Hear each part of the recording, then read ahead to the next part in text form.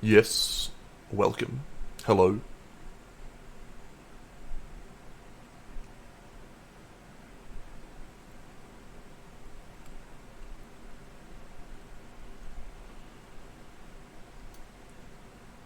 G'day, Crypto Cass.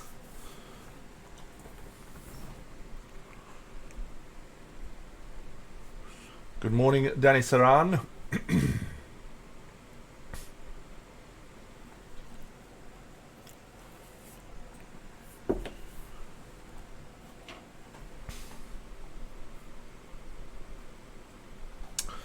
Alright, I was supposed to be doing Pixie today, but I actually lied to you because I haven't done the gap filling or anything.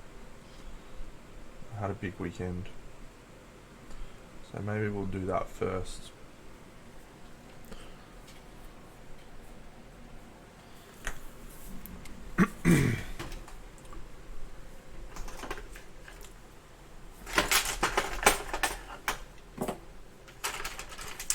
Yes, I think we'll do that first.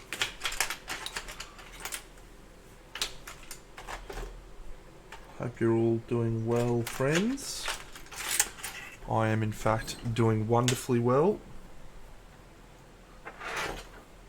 My team had a great win.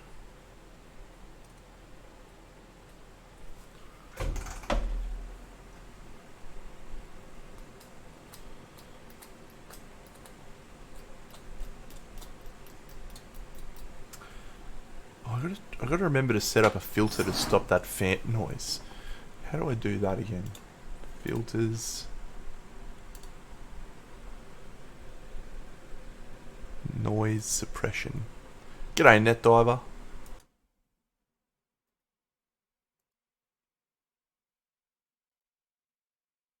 Alright. How is that audio quality? Feel free to tell me it's terrible or good.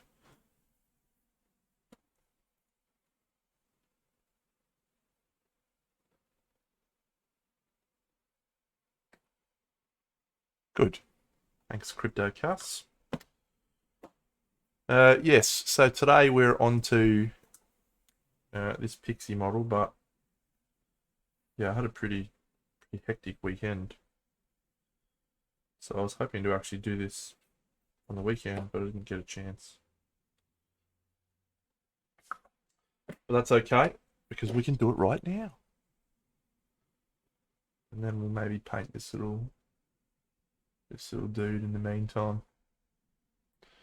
Start him.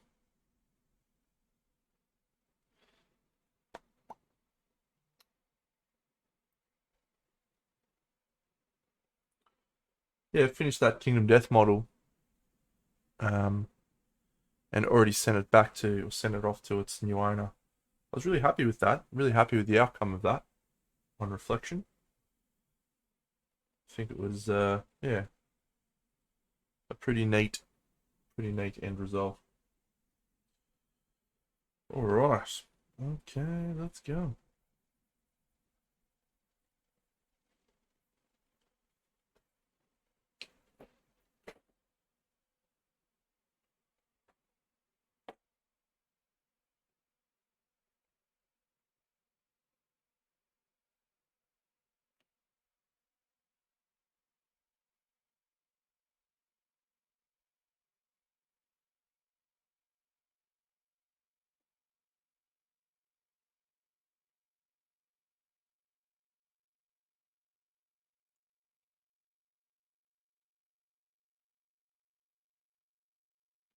A little bit of something going on down there.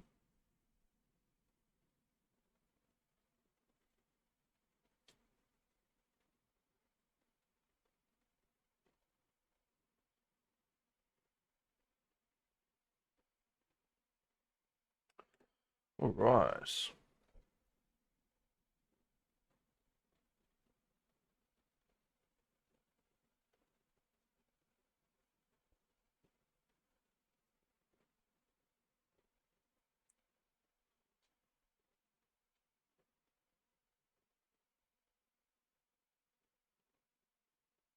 Got one down, hey.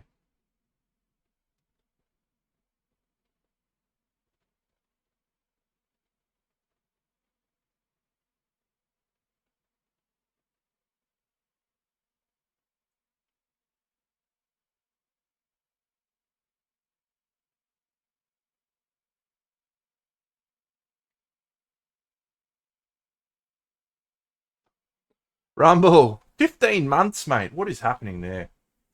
That is outrageous.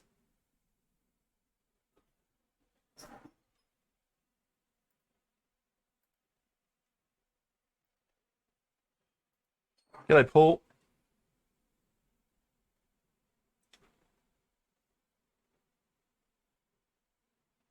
Hey, Paul. Hey, Paul.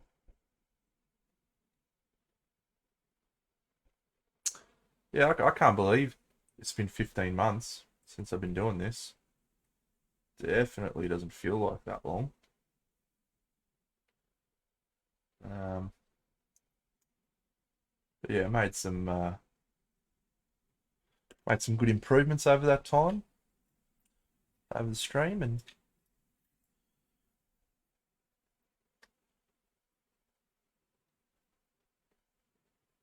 I recently invested in a new microphone, which should hopefully be providing much better audio quality. Well, technically, I didn't invest in a new one. This is an old one that I had lying there that I just hadn't got around to setting up. That's good. This neck piece needs a little.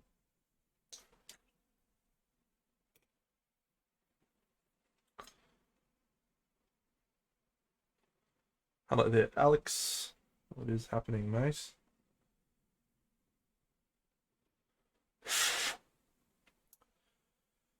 Yeah, no, it's pretty good. Well, okay. Let me tell you a story. So I bought new microphones for my board games, right? Because I want to record some board games. And so I bought these little wireless mics. They're called a Rode to Go wireless mic, and they're really cool. They're little lapel mics that are wireless, and they're really great. However, yeah, the first run of them was good, but it sounded like they were cutting out a bit, which they were, but I think the cutting out was only happening during my not speaking. So I'm not sure if that was a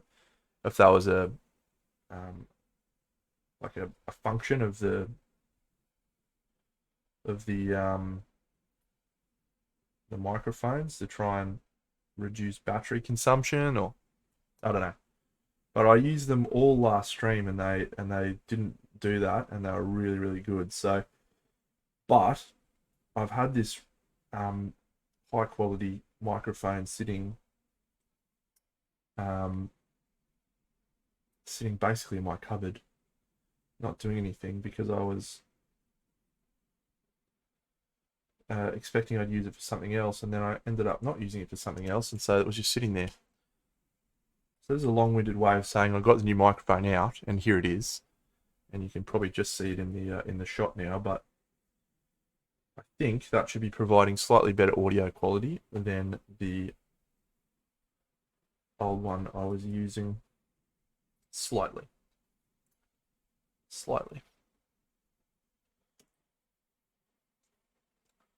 that was a long-winded way of me telling a story about my microphones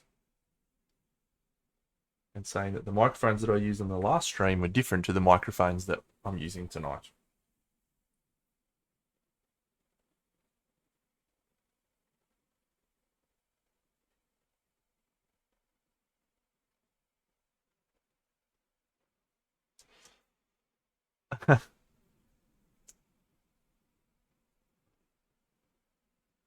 I'm probably not going to take that claim, but I will definitely say that my video quality is better than most.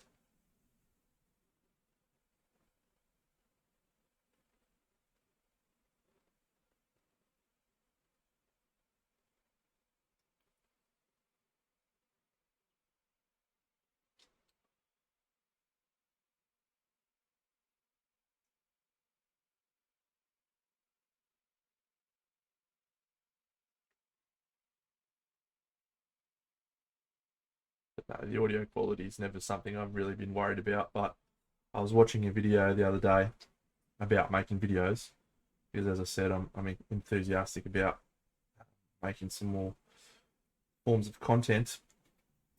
And someone basically said, audio is really important on Twitch, and I was like, huh. why is that, random internet guy? And he said, well, most people will put your stream on in the background and do other things, so they're not always going to be watching you 100% of the time. And I said, yeah, that's probably correct, my guy.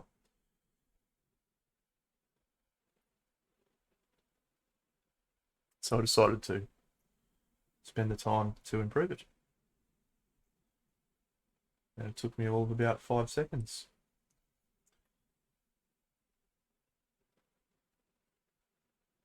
Okay, let's go. Oh, as always. Well, yeah, but, you know, there's only so much actual brushwork you can watch before it becomes a pointless exercise. You're just seeing me. Yeah, exactly, Rumble. So why not make your audio right? You know, I do the same things over and over. It's usually the learnings that I sort of try to impart about those things that are probably most interesting. I would have thought anyway.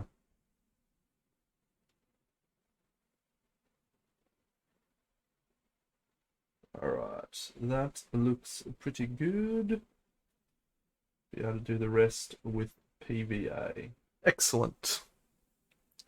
Sit there, girl. Do I want to fill in this?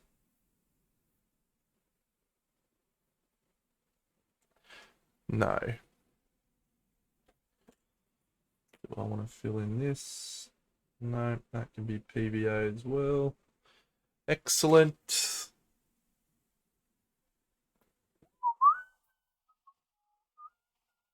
Yes, I have this one, which is belongs to Natalia Orach. Yeah, I'm not sure. I'm not sure yet. Hoping we can have a chat about it tonight and work out an approach, maybe.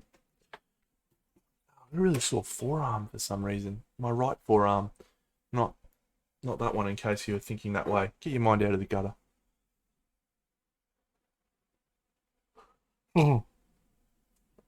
Hajidal, I hope you're not referring to my awful attempt at singing.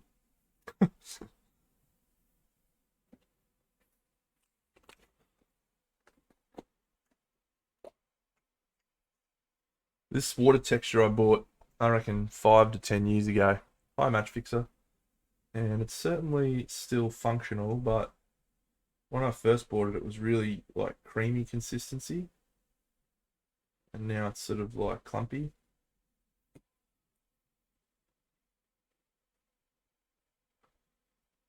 Well, the clumpy can work sometimes. It's supposed to be used for painting water effects. It's glossy, dry and clear. But sometimes I like to use it for this sort of purpose, which is having water effects that I can paint.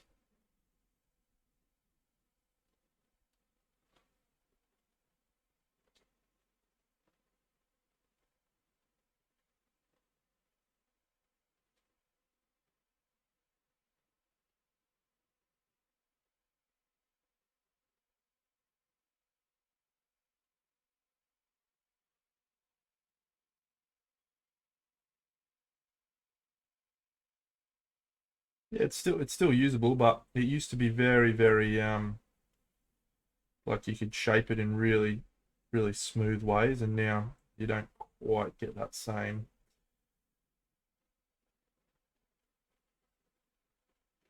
smoothness. So that's fine. Just wanted to fill that little gap in with some water. Yeah, I don't know what to do with the fairy. Let's think about it. All right. I think we're going to start with this guy's face. Just wanted to make sure I understood his positioning. So this is like our front angle here. Okay, let's go.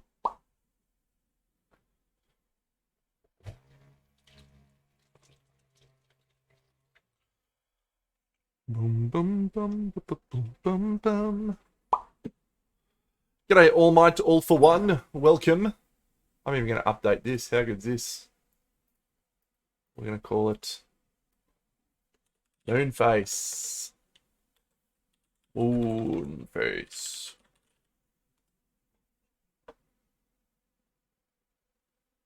Aha.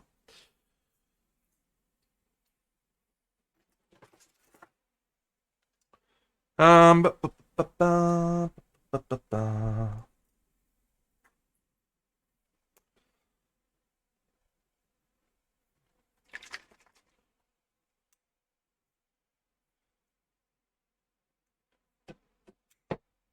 Bonjour. I didn't know you were French.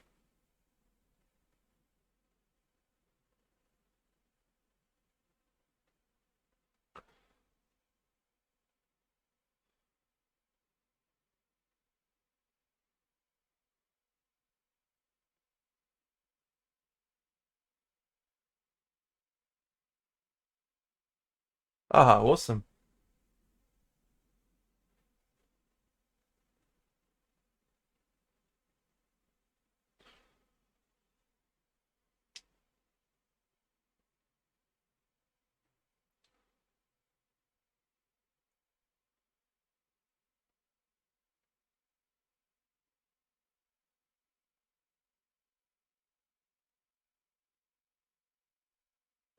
Well, I feel like it's probably not going to be a long stream today, friends. I've got a mountain of stuff to do. But I like painting.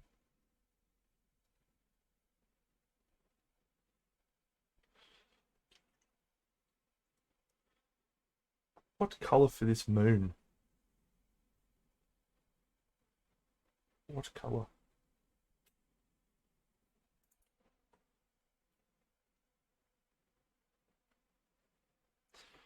I saw Benny did his moon in red.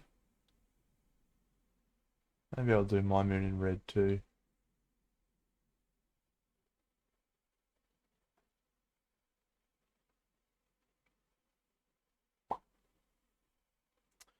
No, let's do the same way I did. Let's do inside out glowing, like the face is glowing. That was a cool effect. Let's see if we can make that work.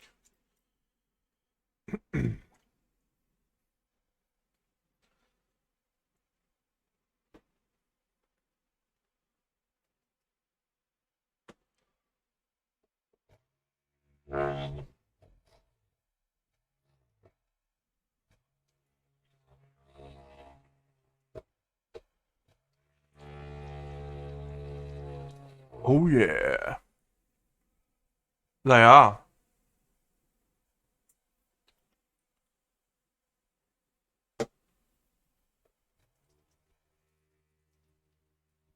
G'day, Tanithlas. Welcome. Yeah, it is a bit Oni like, so I think we're gonna try and do sort of similar to what we did with the Phoenix. So it'll be very inside out.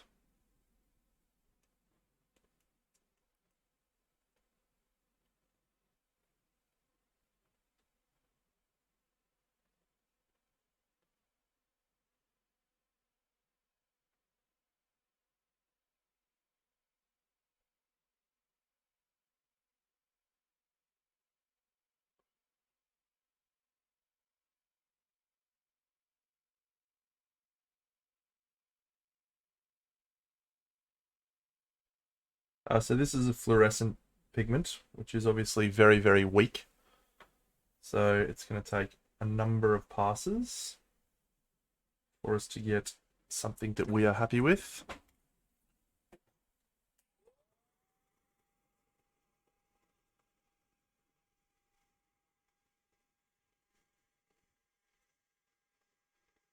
My mic is automatically muted because I put that noise suppression filter on.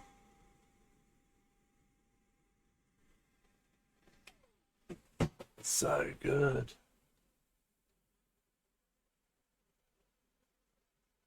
It is a very weird model, yeah.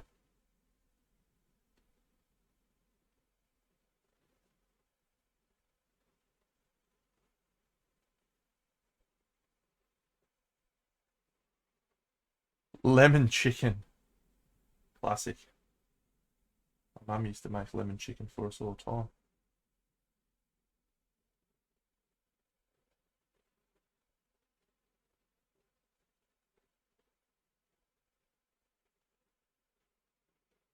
Yeah, correct, mate. Yeah, we'll try the Phoenix approach. Most interesting idea I think we can come up with for this moon. Glowing.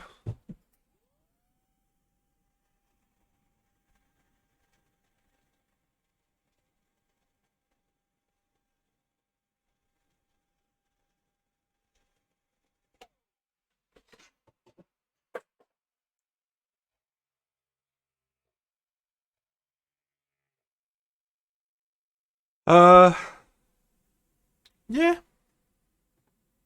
something like that.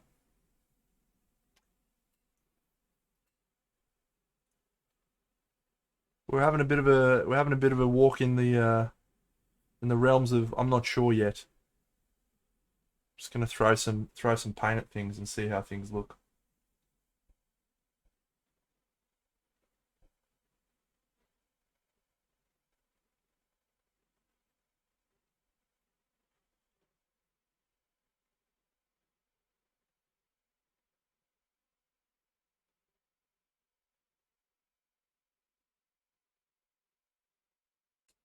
Yeah, he did. He did do an interesting job with his Moonface.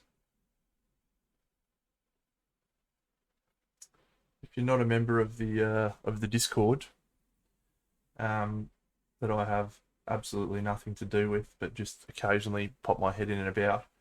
Um, yeah, there's a number of versions of this that the team's working on right now, which looks pretty cool.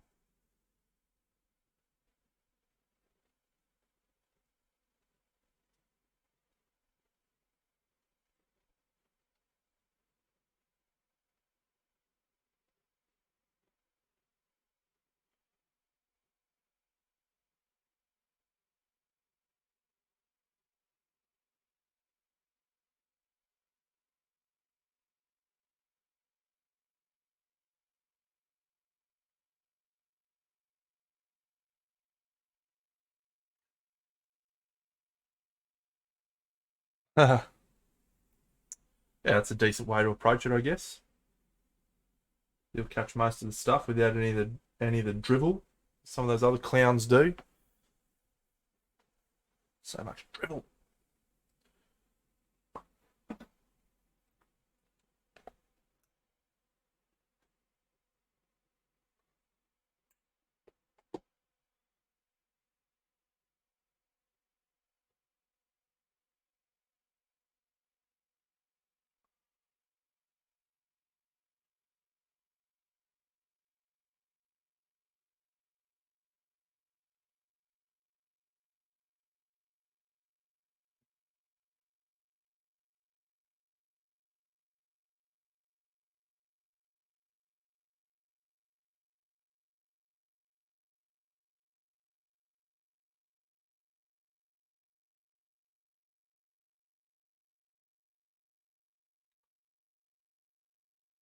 I know many of you are avid fans of my personal life and all of the various board games and activities that I get up to. I know that's absolutely why all of you follow me on here and very little to do with my painting.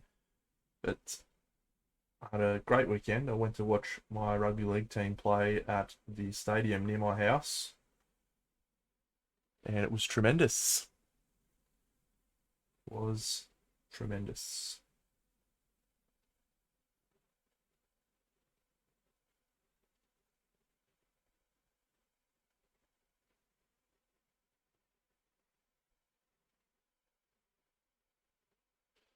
Mittens, g'day mate. What's going on?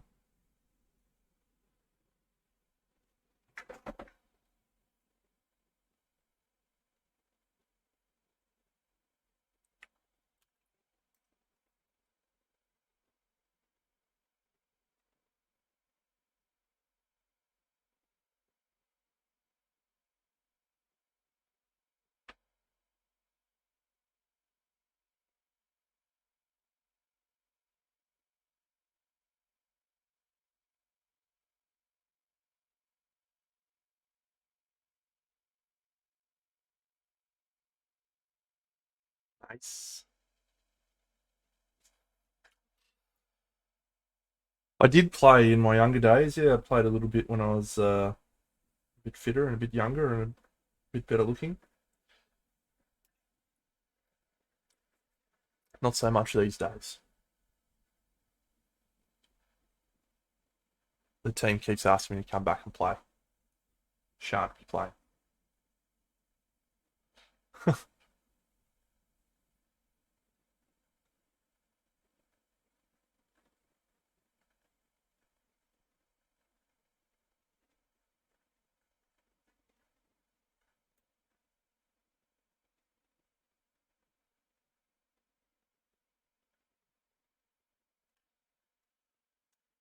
Switch to a little brush.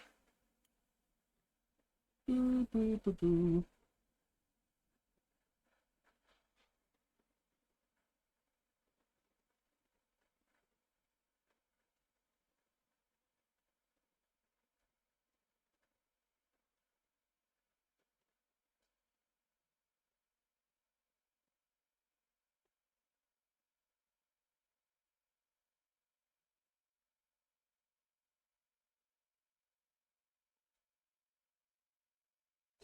We're going to try and go for some very weathered and old skin on this. I'm putting in a lot of detail now, and I probably won't use an awful lot of airbrushing on this.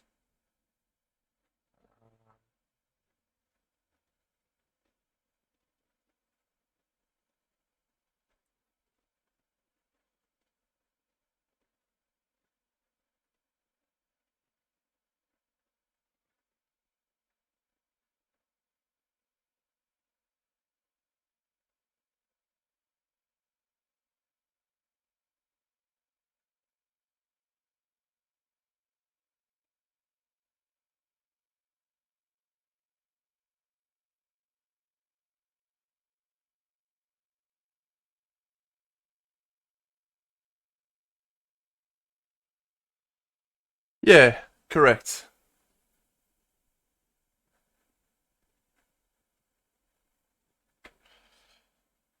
Just weather beaten and old, much like myself. In fact, I'm going to call this one Young Deno.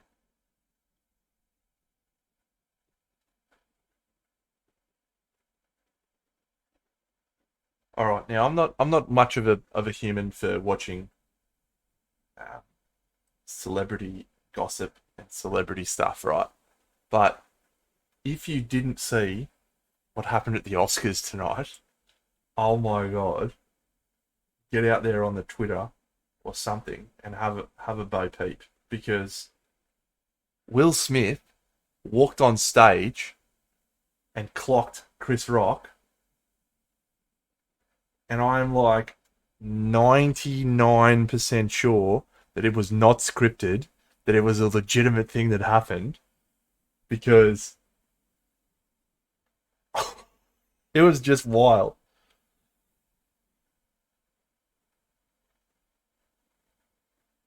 Just outrageous. Now, I got to say this, right? Like,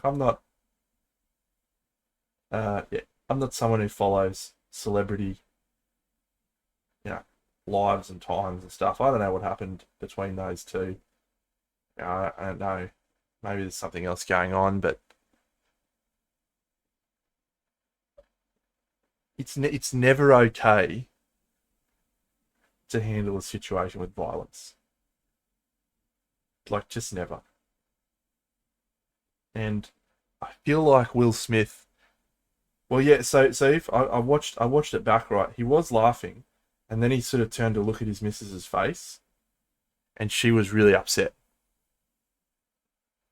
Like, and I think he realised that it wasn't landing well with his missus, and he got really defensive. Yeah, and he just went saw red, and he walked up and slapped him. And then for all those people who are like, "Oh, it was a stage and stuff," the Australian coverage basically caught the words that he said afterwards, and he said he just fucking sprayed. Don't ever like let my wife's name past your fucking mouth or something like that. I can't remember. But he just absolutely tore him up.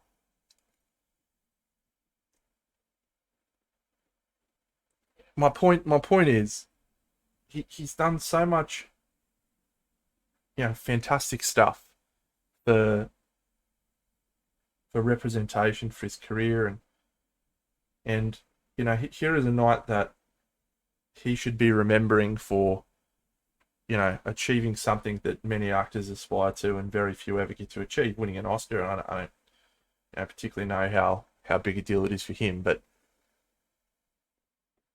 it's so detrimental to, so many things and situations, and like I can understand Will Smith being upset. I can understand him taking offense to something that was said. That's okay. You're allowed to be offended by something. You don't. You don't do that. And there's a lot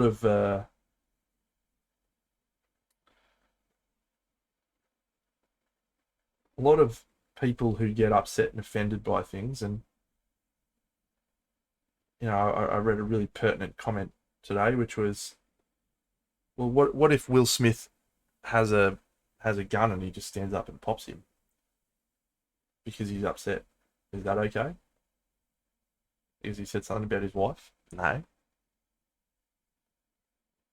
And you can say, oh, slightly different situation. It is, but if he had caught him in the wrong spot on the chin and snapped his neck, he could have killed him just as easily with his fist. Anyway, I just wish he had approached it slightly differently. It's okay that he's upset about his missus and a joke that was made.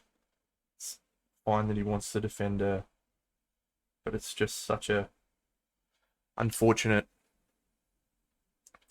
position that he finds himself in now. And him receiving the Oscar, and people standing up and clapping him. It's like, mate, he just assaulted a guy on national television live for everyone in the entire world. Why are we applauding that? That's just wrong.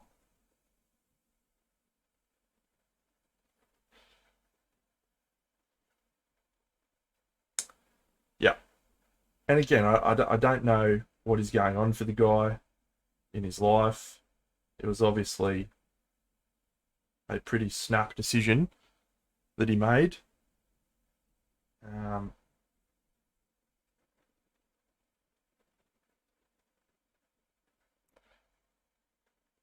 But I tell you what, the person who walks away from this looking like an absolute fucking badass is Chris Rock. Just got chopped in the face and keeps on presenting. just stone cold as you like. I loved it. Good on him.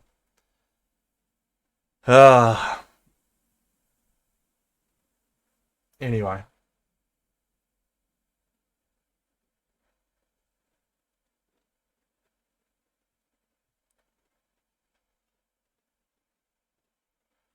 I'll just keep coming back to my favourite perspective friends. Let's all just be nice to each other. Just don't be a fuckwit to other people.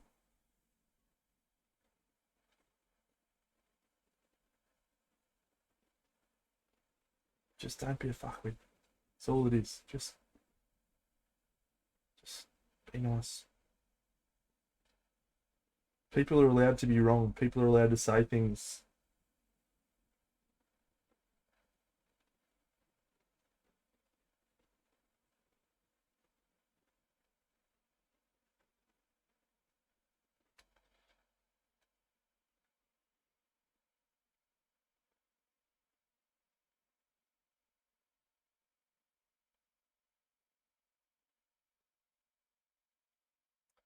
Oh, look, in my younger days, I would have been a bit stupid as well, I think. I'd like to think that maybe now I'm a little bit smarter and would handle a little bit better, but fuck, man, if someone said something to my mum I don't know. I probably wouldn't handle that well. He did apologise to the Academy, to the other nominees, but he very, very conspicuously did not apologise to Chris Rock.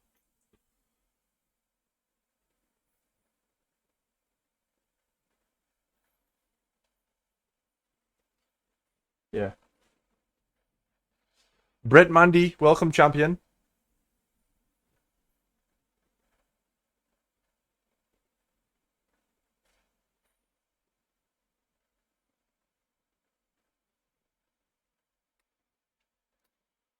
Just a wild time.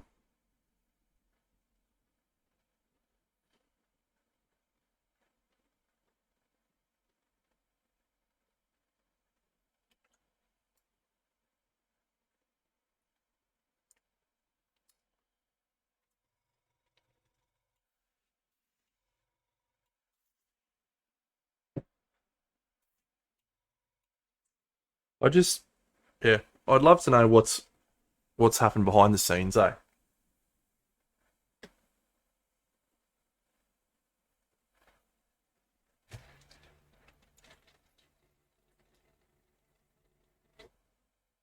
I read someone who thought it was staged because the Oscars was really going downhill recently and they felt like they needed something to just kick things up. But I just think when you look at Will Smith's face, I don't think anyone's that good an actor.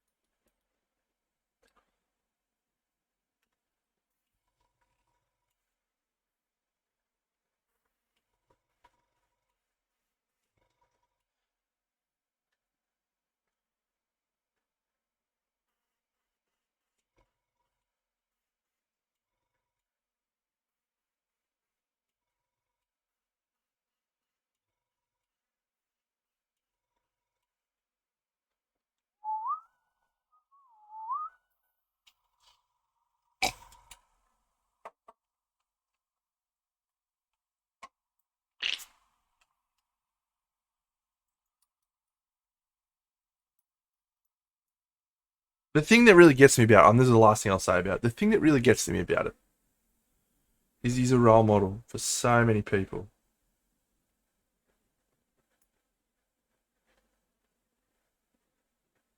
And all he's done is make it look like if someone disrespects you or your family, it's okay to take that out on them with violence. And that is just not a message that we should be celebrating. G'day, Jared. You know? All right, that is the last I shall speak of it. Yeah. How crazy, eh?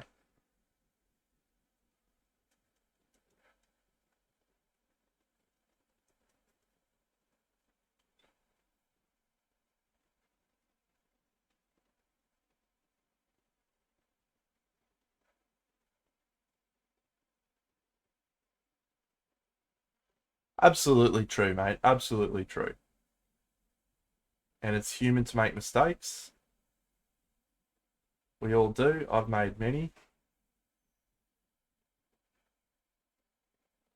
And particularly, sports people and celebrities, we somehow have this perspective that they're different or better than us. Very much not the case. They're just people. Um, but there has to be a level of responsibility for yourself and your actions at some points. And I don't, you know, I don't think that, um, I forgive a role model for making a slip of the tongue or saying something inappropriate. But I think it's just there's a line that's drawn when you're physically attacking someone.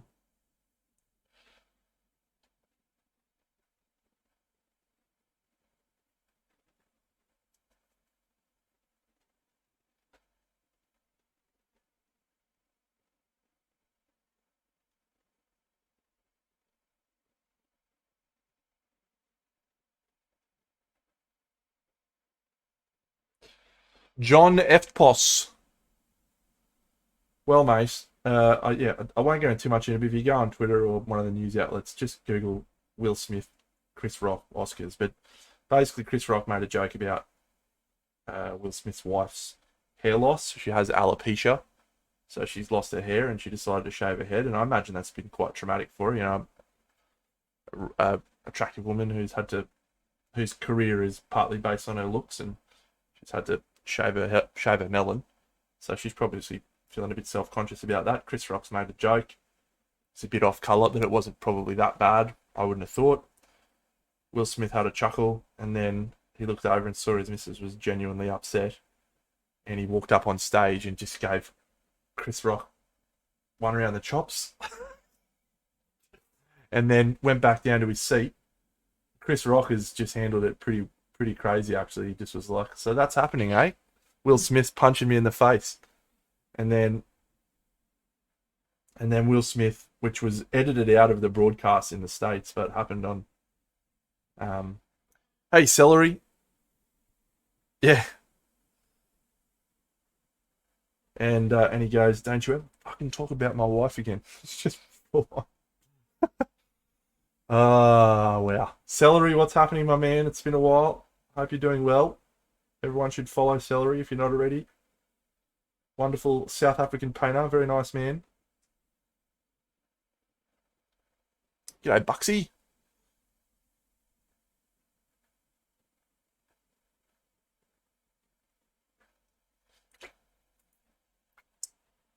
You joining me tonight, Buckaroo? G'day, he peaked.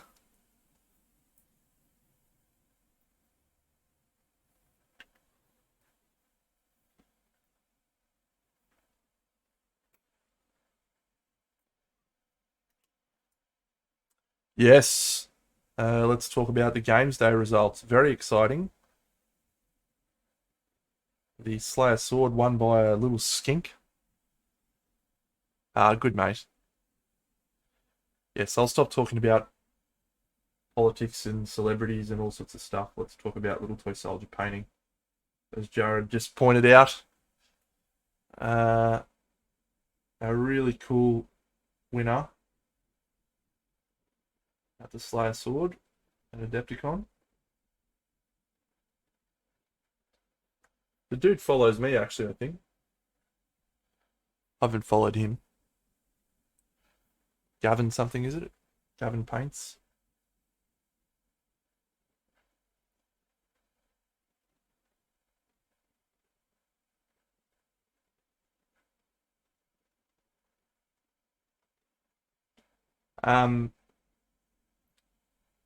It highlights a really interesting point about painting competitions, right? Because Games Workshop's competition, which is obviously one of their word of mouth advertisements for their products and their models and so forth, is a competition where you really get to see stylistically, what judges look for in certain events, because the Golden Demon style, if that got dropped on a table at Monte Sansevino, the judges would have gone, yeah, this is pretty good, but they probably wouldn't have given it a Best in Show award. They would have given it maybe a medal, maybe, but it wouldn't have won Best in Show. And yet, at Golden Demon, Games Workshop's flagship event promoting their products and their style of painting, that is a perfect representation of the way that they want to paint their models, which is to say, ultra clean, highlighting done in a very traditional global style.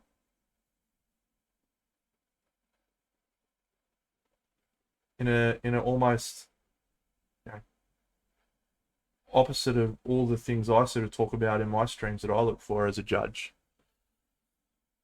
It's just and I'm not saying that to degrade the skill involved in painting in that style. I can tell you right now, I could not paint that way in a fucking bajillion years, right? Like, the amount of time and detail that goes into painting like that. That's impressive. That is really, really impressive.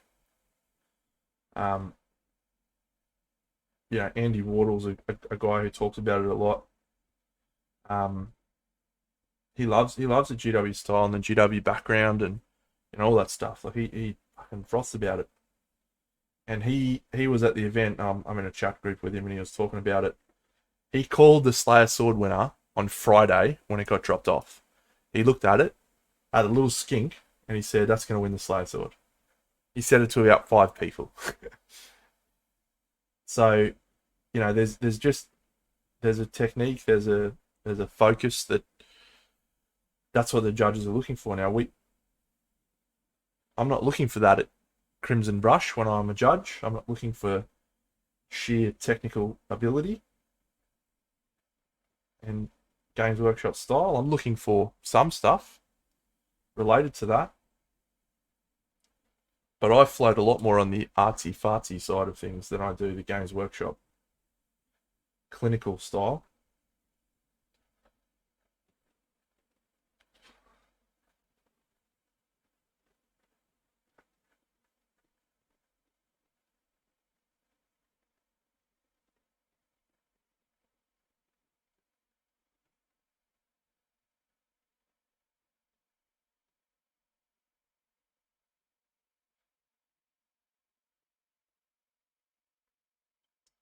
Also, the first American to win a Golden Demon Slayer Sword thing in a while, I think. Hasn't been an American that's won one in a while. Cool.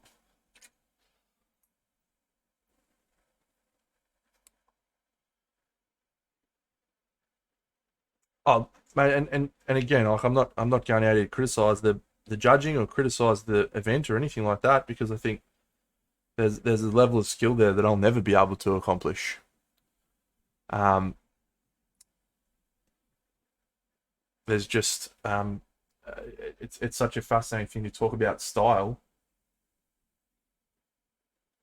from this um, European style that's really been kicking on and starting to do really take over with the colors and the high contrast to see a judging panel go, yep, this is what we want to see is this hyper clean lines.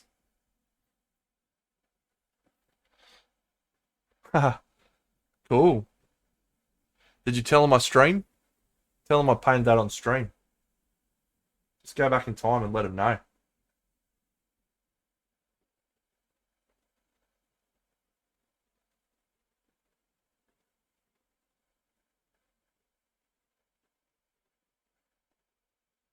You're a legend.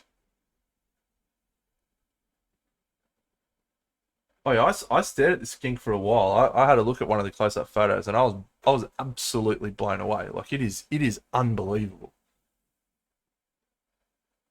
The feathers, like, and if you don't know how big that skink is, it's probably not as impressive. But that skink is probably about the same size as this head that I'm painting right now. Ah, champion.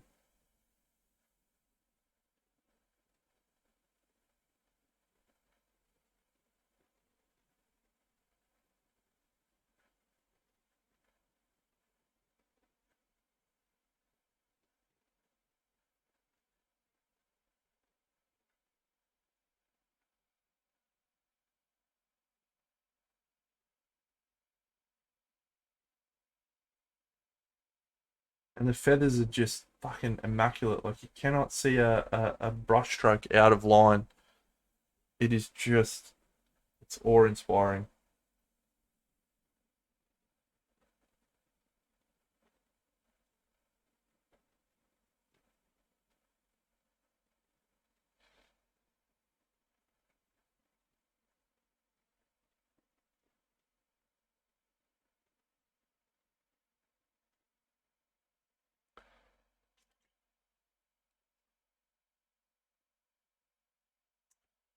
Okay, let's go. Mine either. You'd have to think that he's using some microscopes of some description. And if he's not, even more props to him.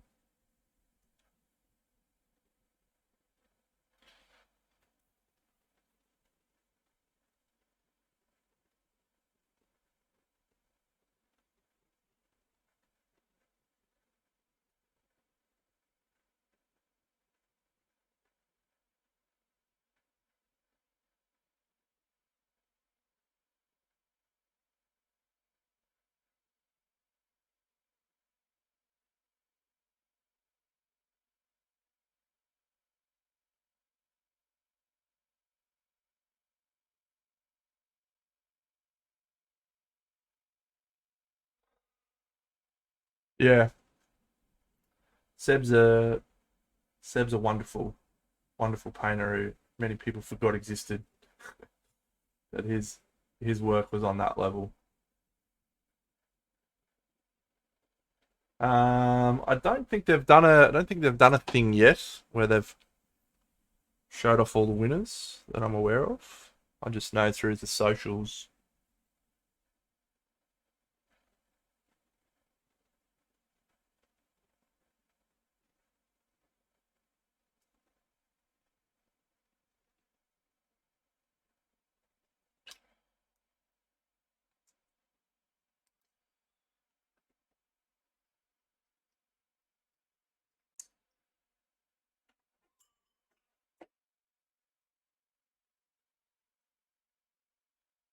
Where did he hold it, Jared?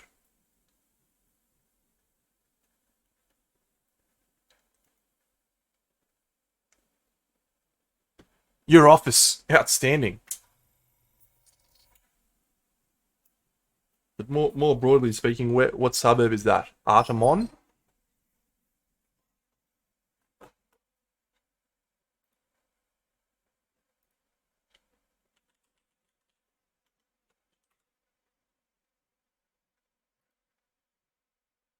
Oh, that's pretty close to the city.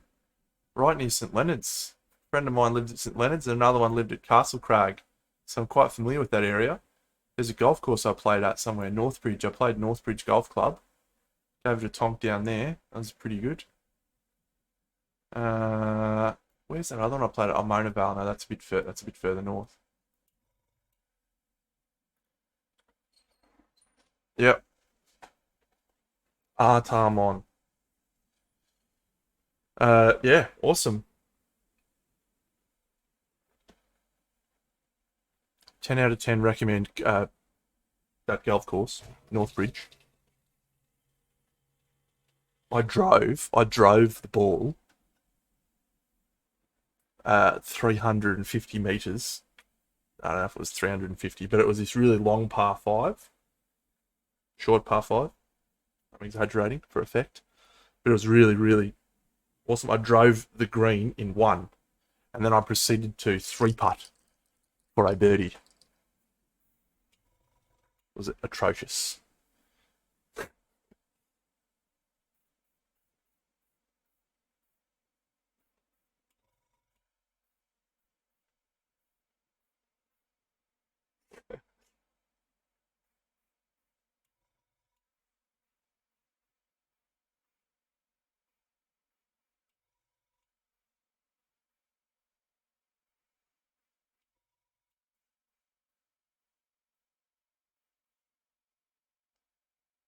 Absolutely atrocious. And would you believe I've done that twice?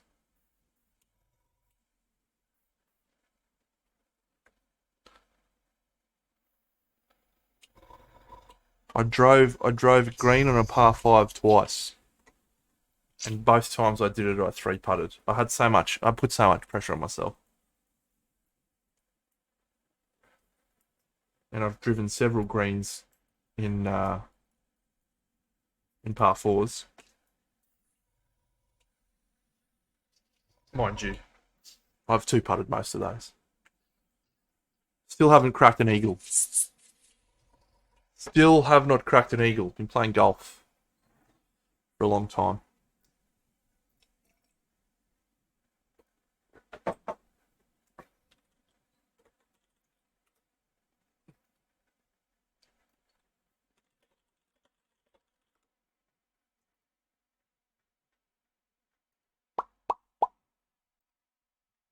Create a room.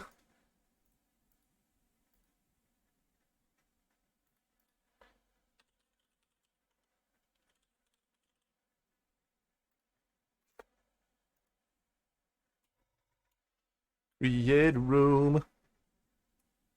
Bucks has only got on this early, so he can fire up and have a chat about fucking the other stuff. Bucks, the password is Deno rules, all lowercase, mate.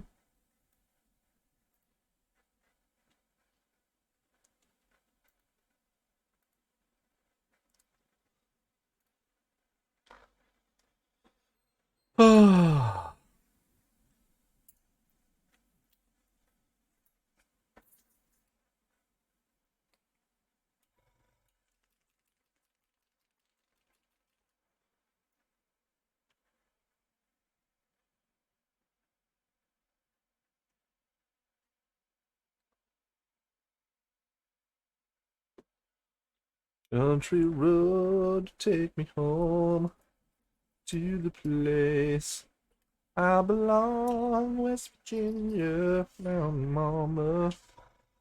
Take me home to the country road.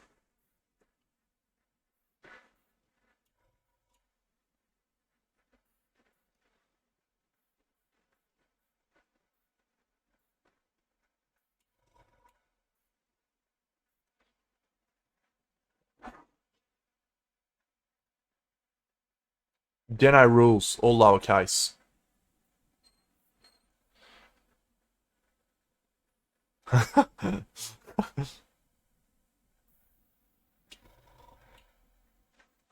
The old dog legs, eh? Yeah, if you can get them over, why not? I love golf. I was off a handicap of 11 for a while. I was quite good at it, actually.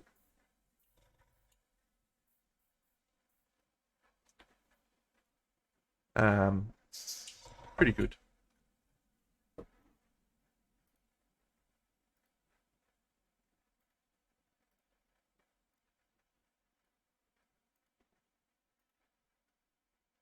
All right, he's fired up. He's fired up. He's ready to talk, Buxo. I'm ready, mate. I'm amped. I love this. This conversation was solid. There he is. But it's a very interesting conversation. Stylistic approaches to miniature painting, evaluating them competitively, and trying to avoid them drawing lines in the sand. It is. It is interesting. I agree. Is there a right or a wrong answer? Well, so I wrote it in the chat, but I'm going to go over it again. I like to think of it as like tennis. You know what I mean? You know, court specialists. So there are some painters out there who are very good at painting what would be identified as a Games Workshop style, which I actually think is just studio style to a degree. Sure. As although they're stylistically different, if you have a look at some of the key players of studio painting, so you can use Privateer Press, Games Workshop, Infinity. They all actually follow very similar principles. Like the style's different, obviously, but the principles are there. Like the fact that they all do almost everything 4-point lighting, edge highlighting then plays a massive role in that style of paint for all three. Often they all, outside of Infinity, most of them choose to use metallic paint rather than non-metal metallic, and that's obviously at times because they have a paint range to promote or whatever the case may be.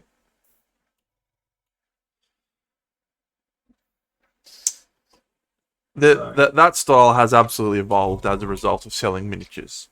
Like if you go back and look in the day, Games Workshop wanted to showcase their figures as best they could, and so all the studio guys were like, "This is how we paint our models," and that back in the day was the only way that things were done because that was the only thing that existed. And then somewhere along the way, display painters and historical painters and other painters started getting involved, and you know, next thing you know, we're looking at things like Victoria Lamb's work in the early 2000s with all this crazy lighting, and you know, Games Workshop were all about that for a number of years, but then they sort of did move away from the crazy OSL, and rewarding that. So, yeah. Yeah, and again, I think that comes from like you use the word clinical, which is a really good word to use. Like it's a sterile form of painting, if we call it what it is. Like it's less about expression and more about accuracy. Yeah, precision. Yeah. And even that might be an over-the-top statement, you know, because I'm sure that people feel that they're expressing themselves through their painting when they paint in that style. So that's really up to the eye of the beholder and the person doing it. So, however, yeah, I I like, for example, I'm like yourself. I like both styles of painting. I think both have a lot of merit. And I think that we've had this conversation, or like we've bounced around this conversation a few times with painters on stream. I think Space Toys brought it up a couple of times over the time that I've been coming on, which is that, you know, his painting style in particular might not suit the style of painting that people are looking for in the Games Workshop scene, or whatever the case may be. But I think that that's a, like, rather than a detracted sort of point, I think that that's a place where you can come in and go, well, you know, learning other styles and other ways to do things to better accommodate the event, or the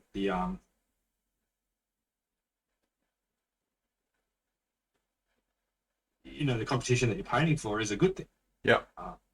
And so, like, for example, you sort of stipulated what you look for a Crimson Brush. Now, if you were going to enter Crimson Brush, then you know, and you are about competing, then you should really be factoring in the things that your judges are looking for, right?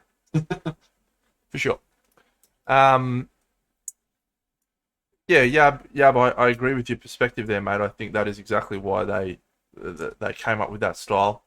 It is to create, you know, accessibility for people that you know, are starting out in their miniature painting journey. Give them something they can aspire towards that looks achievable.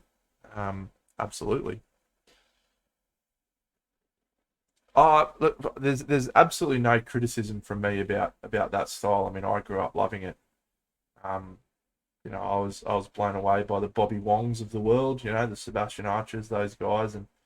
But in the last few years, I've seen the European style of painting really start to take hold a little bit more, and for me, that is easily the most exciting, expressionistic style of painting that we have at the moment. You know, it really challenges you, and you think about things more. And I think ultimately that's what we're here for, right? It's a form of art, and if you are making people feel something when they look at your artwork, I think you're succeeding. So. Hey, what do you think about Infinity then? You know, the Spanish-based game. How do you think, like, because they obviously took a completely different approach to painting their miniature range. Yeah. Obviously through Aniel. I'd love to hear your thoughts. I'd love to hear your thoughts on that, because they took a pretty big gamble, right? They were like, hey, we still need to, you know, paint the whole model. We still need to make sure that everything is taken to the nth degree, because it's box art, and box art needs to display the product in its best light. But they made some stylistic choices that are, like, pretty brave for box art. You know what I think gave them the courage to do that was actually Rackham. Because I think that's a great point. You know how many companies, or how many miniature painters look back fondly and go, fuck yeah, the Rackham style, the Rackham, you know, painting non-metallic metal was so influential for so many people. And I think, if anything, you know, that may have been something that gave the Spanish guys, you know what, let's find our own voice for this. Let's not just follow in the established path. Let's tread our own way. And I think Angel Giraldez was, I won't say a means to an end, but I think they probably just latched onto his style and said, this is a way we can differentiate ourselves. Yeah.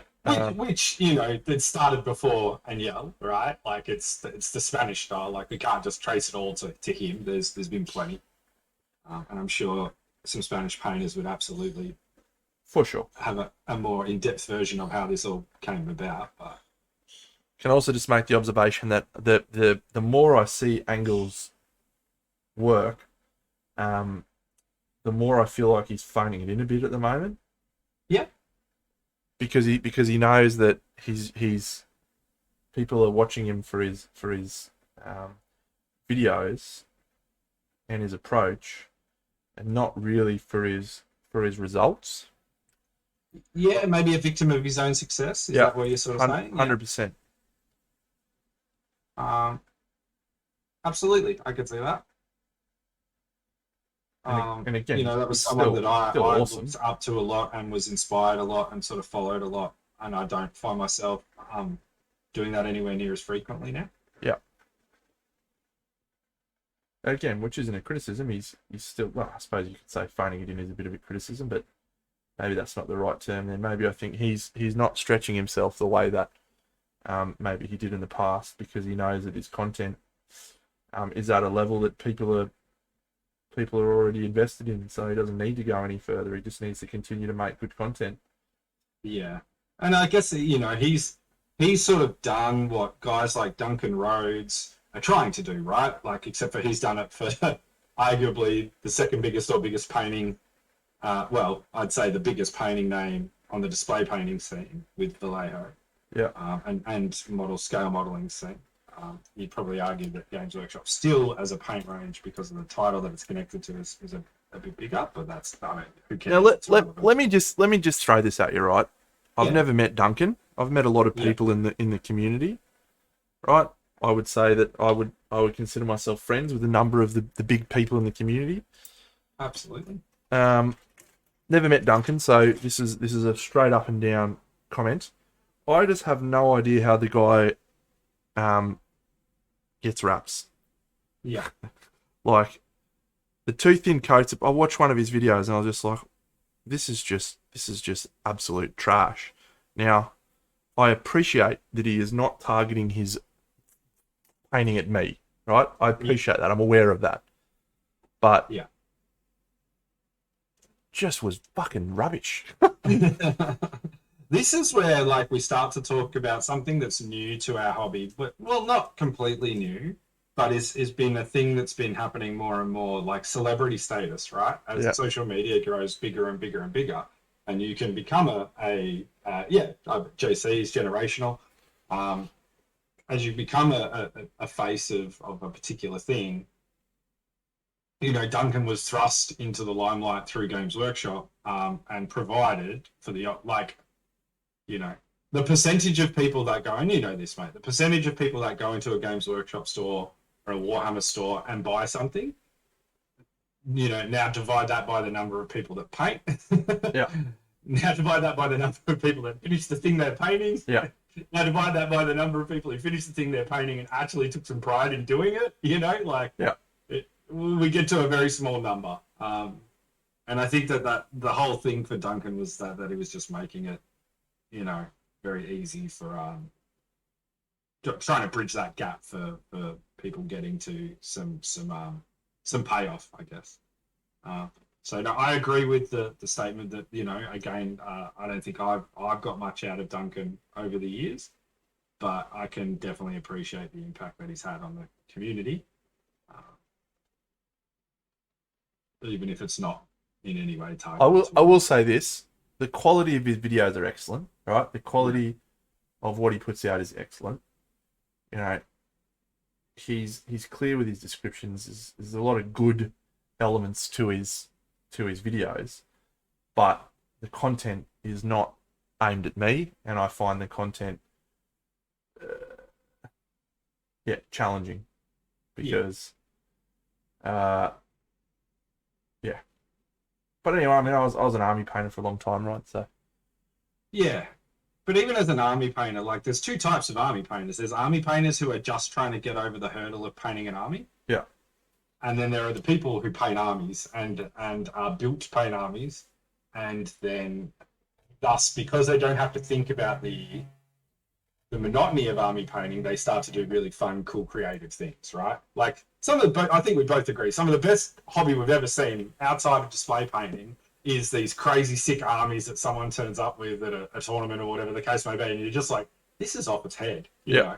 I like to think where fantasy ended, you know, like where unit fillers started to become, you know, a necessity because of how big the game had got, and then the creativity that people were applying, like, you know, it started with people phoning it in and chucking a giant rock in the center of their regiment And putting one guy on there. And you go, oh, yeah. Calling it a filler. And then it got elaborate, you know, and people started building little houses and you know, scenery and storytelling elements. And, you know, I love that stuff. And I think that's some wonderful hobby to look at. So. Yeah, back in the day, the old Skaven, you used to put a couple of rocks in the middle, just the old, you know, pad out the 200 clan rat fucking. Yeah, or the slaves, right? Yeah.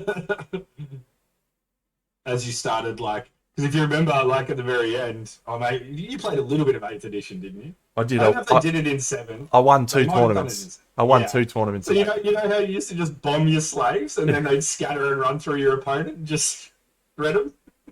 Yeah. Just warp lightning cannon them? Yeah. Oh, I accidentally hit my own guy. Oh no. Oh no. Yeah. I actually played Skaven in one of those tournaments I won in 8th edition.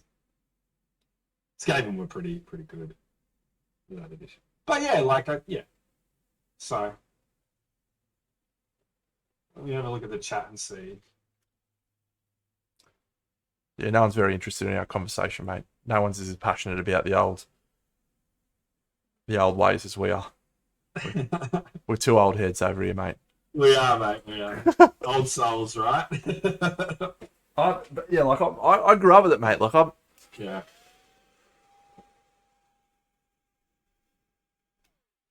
How the fuck did I get green or orange on that bit?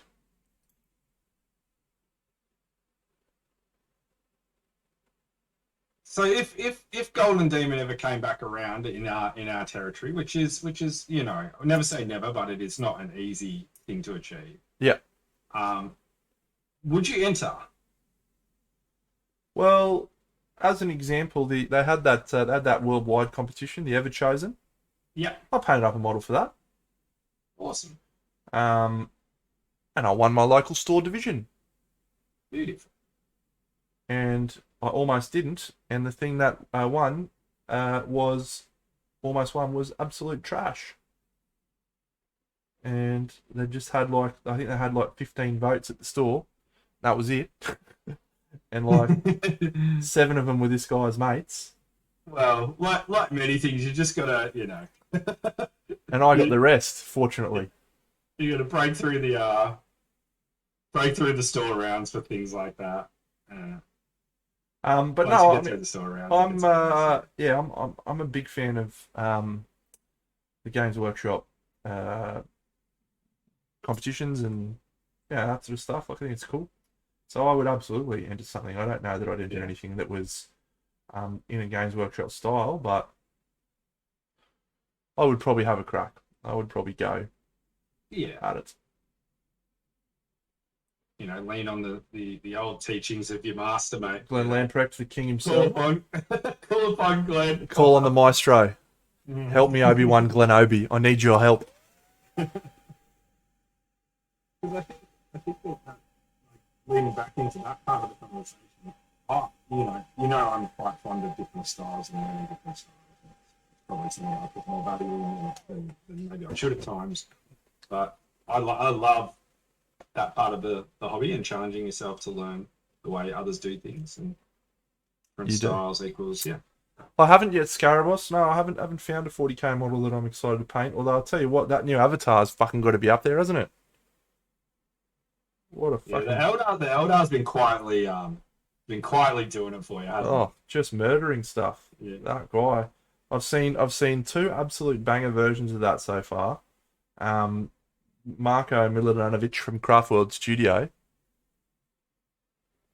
That's cool. I think that might be my noise suppression filter doing that. So I'll just remember. Hey, Bunny, thanks for subscribing. You don't need to do that, mate. Did you see Richard Gray's version of the avatar that he posted this morning or yesterday? I haven't seen it finished. Yeah, I no, he hasn't finished admittedly it yet. haven't been on Insta very much lately. So He hasn't finished it yet. yeah, I saw a helmet It on the is head. it is obscene. It is obscene. The guy is an absolute Fruit Loop. He's a weapon. Oh. Uh, so the avatar's got to be a possibility. I don't know. I don't really want to do a Space Marine. I don't think. So maybe it is an Eldar.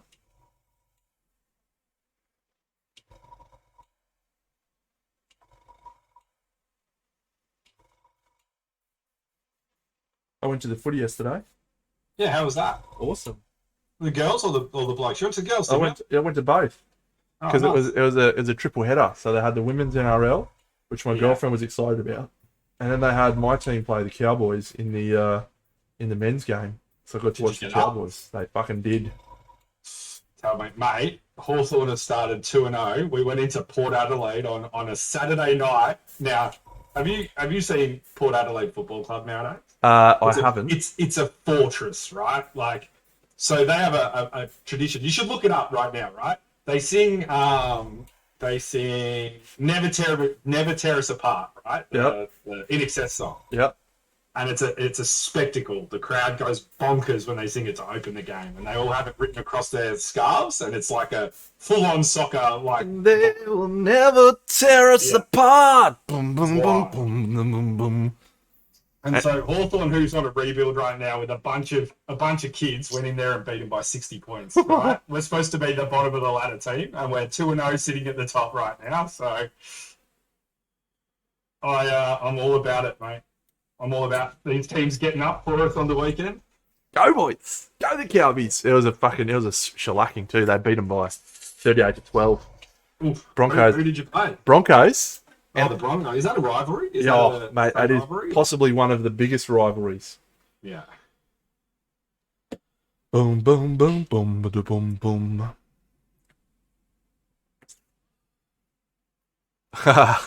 Yeah, it was, wasn't it? You're a Melbourne fan, a Deeds fan, Tanner Flats. Nice one. Yeah, what we did to Port was glorious. Watching those young boys go out there and just towel them up left, right, and centre.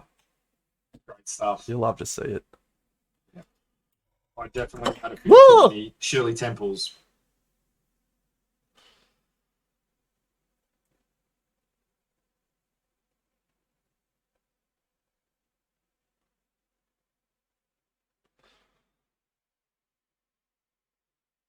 So Katsuya's getting a run. Well, I spent a whole lot of time on the weekend at the footy. Like I didn't get home last night till like seven-ish, and then I had some shit to do, so I didn't end up doing any gap filling on Fairy, Yeah. Pixie. Yeah, what were you doing at the start of the chat on Pixie? Were you gap filling? Or Yeah, were no, I was just it was gap filling. sculpting? Yeah, no, I was just gap filling. Yeah.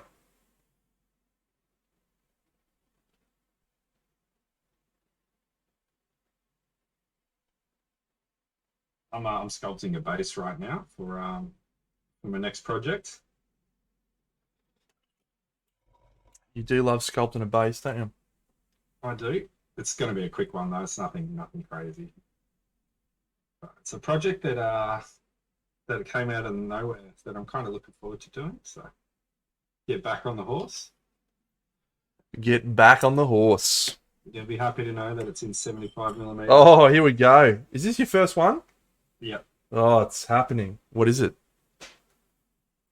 It is. Where is she? Where's my little friend? Yep. Say hello to my little friend. There she is. So it's Oh yeah, it's the little chick. Yep. yeah, the little halfling rogue. Yep. From, She almost doesn't count as 75 mil because she's Yeah, that she small. She does not count.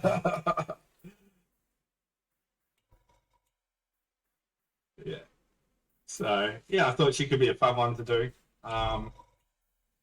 And I'm going to take her down a bit of a patchwork way. I think a lot of people paint her as like a dark sort of little rogue figure, but I'm thinking more of like a ranger. Cool. Go, Bossy. So my boss at work is a Carlton supporter, and he's Yeah, big things. and mate, he's fucking he bought He's tickets got to the a good grand stuff, final. man. He bought tickets to the grand final. he's Already? he's Yeah. ready. It's like this is our year, mate. We're going all the way. Yeah. They look good. We're playing them this week coming up. It's going to be the back of the round, I reckon.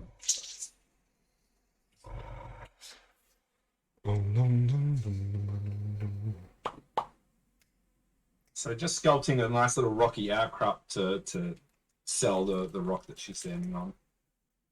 Nice. But I also got to put together some more Eldar stuff to paint. I also had a massive order of Retribution turn up as well, so Oh yeah. not that I'll do anything with that for a long time, but I would love to see a really nicely painted Retribution army. because they've got nice lines, don't they? Yeah. I mean, their core color scheme is really, really good. Yep.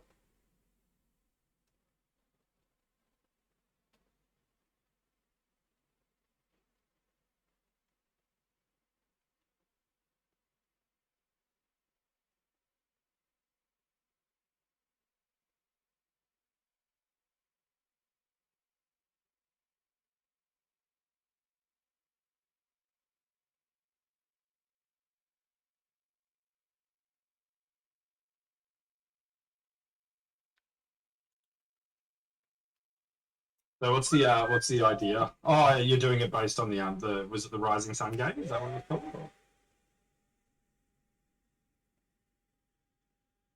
the board game that you were using for source material for this Otoko, right? Sort of. I just started painting. I wasn't expecting to paint this tonight, so I've had a pretty poor preparation. Yeah. So I just thought I might try painting this head and see what happened, and if it looks good, Sticks. great. If we don't have anything good, well, that's okay. I can try something different. But no, I think I'm liking it so far. I'm going to tentatively, try for a Rising Sun sort of style artwork, which is Adrian Smith did the artwork for that game. He's a pretty sick artist. Yep, he is indeed. He's definitely been around for a while doing lots of things. It's funny, isn't it, how the same sort of artists sort of recycle through? Yeah, well, he did a lot of Games Workshop art back in the day. My favorite fantasy artist that's done this sort of start is a dude by the name of Wayne Reynolds. Absolutely love Wayne Reynolds' artwork. He did a lot of the stuff in third edition D&D books. Yeah. And then Pathfinder books. He's just fucking unreal. I love it. Love his stuff.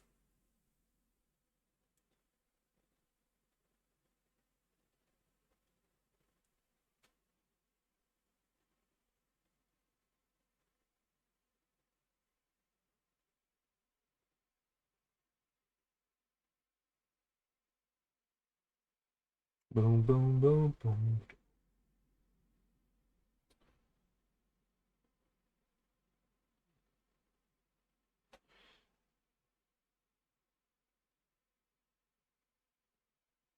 Sort of feel like I'm in a tiny bit of a lull at the moment with the painting. Yeah, I can identify with that. I've felt a little bit flat the last few weeks. You've gone pretty hard. Oh yeah, mate. I think I'm catching the after effects of the Hyperborea stream now, or the Hyperborea project. Because if you remember, I did Camelot, and then I dove straight into Cursed City, and I was just like going hard at it, and then I sort of had a break. I couldn't really get through anything. I sort of feel the same way now. Like I've ridden the high that comes with finishing a project of that and being able to start something new, but now I'm at that point where I'm just like, I think probably just need a bit of a break for a bit. Maybe paint some less intense stuff. So I'll probably paint some board games figures. As I said, I want to start making a few more videos again. bit of content. Sort of slip back into that sort of non-cognitive painting, yeah, where you just sort of turn off and you're Yeah, just doing it. Like, yeah, I think something like that. But also, uh, like it's good to try and teach yeah, and trying to paint a project to teach something is kind of like a really interesting experience. Like when I was doing the videos that I was painting a little while back, I did 4 or 5 of them, and I sort of picked a topic and I was like, I'm going to try and talk through this. And then so what I was doing, I was finding myself painting, and then I was like trying to explain or think about why I was doing things. It just was really, challenging and awesome. So does that mean that maybe this year we hit a class? Get a class going? as in I teach a class or I Yeah. I mean, it's pretty like everything's pretty open. Like it seems like we're just full steam ahead right now. Like it feels that things like that could come back. And if you're inspired and excited about a bit of teaching, and maybe it knocks on from doing a video or two. yeah, I think now's probably a reasonable time for me to start considering it. I said to a couple of people I wasn't going to do it last year because it was Yeah. just like, I felt like it was too risky back then. But yeah, it's probably on the cards now, I think. Awesome. I look forward to it. What will be the first subject? I don't know, mate. Don't know, but I want to probably move slightly more towards board game painting because I think I've got some value to add there, whereas I don't know how much value I can really add to the display space. That I haven't already done or that people aren't already doing better than me. The board gaming one is great. Like there's so many people that like board gaming is just massive right now, right? Like it's probably the biggest it's ever been. And I'm sure there's a bunch of people out there just like, please somebody show me how to get all of this, these 400 models done in a appropriate time. Well, that's what I bring to the table, right? I can show someone how to paint something quickly, and Yeah, so, but effectively and yeah, punchy and with a bit of like in your faceness about it. yeah, Like I think you've got a good striking balance between all of those elements. Because I mean, like the reality is anyone can paint fast, whether it looks good or not is the actual thing we're talking about. correct. And I Yeah, think that's something you do very well. Gambler's Chest, hopefully not far off. Well, 6 months away minimum, but hopefully not far off from there. So that 6 months? Did you say 6 months or oh, 3 years? minimum. Minimum. Could be like fucking 5 years at this rate. He literally was supposed to have finished. He said pencils down by the end of the year, last year, and then in January he's like, "Nah, I didn't finish it, guys, but I'm almost done." Feb 10, we're going to the printers. Feb rolls around, nothing. March, he basically just said, development continues apace. It's just, he's taking the piss now. I don't know what he's doing. At least there are updates, right? Like, Well, only because everyone's just been up in arms about it, and everyone's like, you got to update people more, mate. So he's paying someone to do updates every month. Love it. It's a disaster. It actually is an absolute disaster, but it's not my disaster, so. Nice. Alrighty. Should do it. Not like Will Smith punching Chris Rock at the thingies. Did you see that today? No. Oh my God. Shot at Chris Rock. Oh my God. At the Oscars. Was it clean? Was it clean? Was it a good punch? I talked about this before. I said I wasn't going to talk about it again. Kingdom Death, Lythius. Yep, you got it. Mate, he dead set. Chris Rock made a joke about his missus on stage at the Oscars. About Jada. Yeah. Will Smith, Yeah. sort of had a chuckle, but then he looked over his missus and she was really upset. So Yeah. he got up. He walked up on stage. He hit him in the face and walked back down and sat down and said, "Don't you ever fucking talk about my wife." And it wasn't staged, man. It was like 100% legitimate. I've never seen anything like it, and I've talked about it before. I was like, it's such a bad error to make because you don't want to be fixing things with violence. But No. my face just went. rocked him. Bum, bum, bum, bum, bum, bum. Did he cop an award after it? He Did he did. have to go back He up did. on stage? He did. Yeah. Yeah. He hadn't. Yeah. He won the Oscar for Best Actor, and he had to go back up on stage and present. And he apologized to everyone, but he didn't apologize to Chris Rock. It was outrageous. I've never seen anything like it. But We're going to see it right now. yeah, go have We're a going watch. to check this out.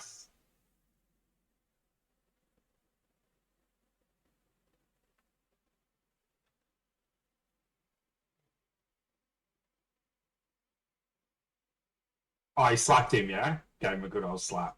Yeah.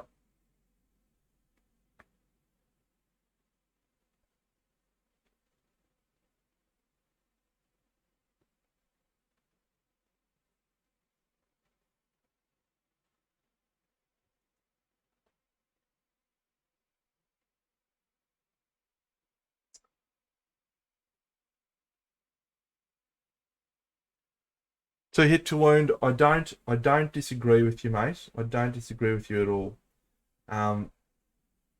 But I just don't think that really violence is the answer to any sort of situation like that.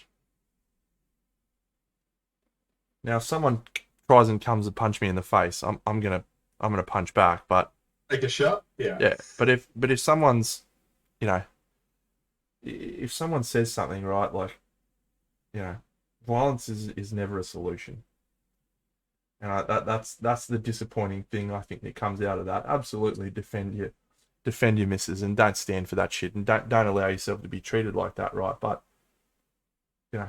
punching someone in the face is probably not gonna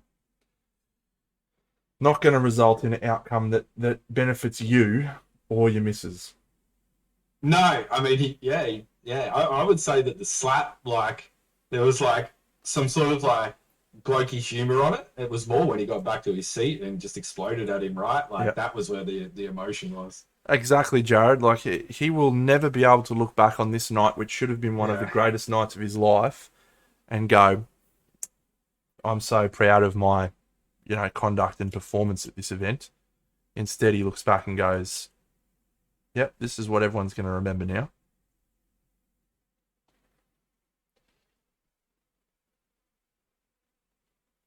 And I'm absolutely not saying, hey, let someone talk shit about you. Don't stand for that. Oh, there's a time and a place. But yeah, how to conduct yourself. You take Chris Rock aside and say, hey, mate. Just towel him up afterwards, right? I seriously don't appreciate the way that you spoke to my wife. Don't ever do it again. And I guarantee you that if you took it that way, it's unlikely that anything would have escalated further.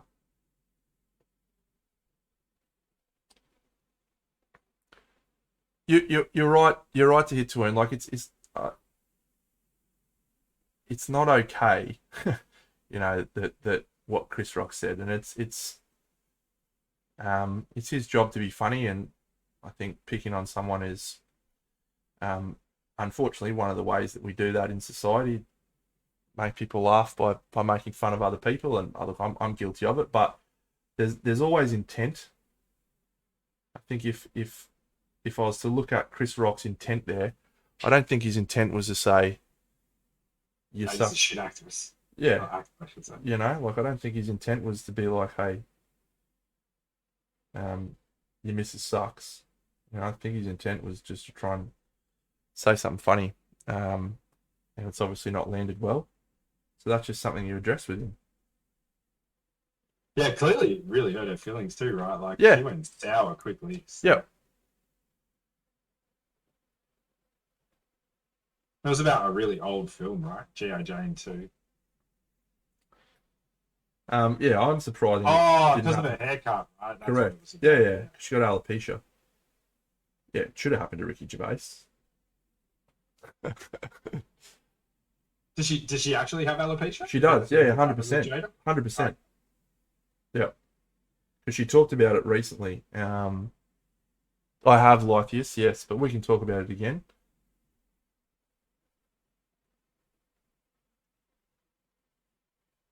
Yeah, we can bring it back up. Maybe we can get a picture up of the Slayer sword. I only saw it very briefly. I haven't had a close dissection of it yet. All right. I'll grab your photo right now. Thanks, mate.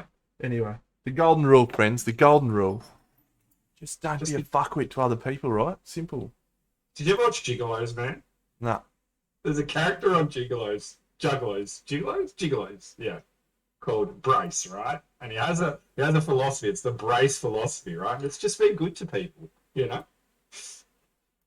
That's all it is. Just be good to people. I think it's a pretty sound one. It is indeed.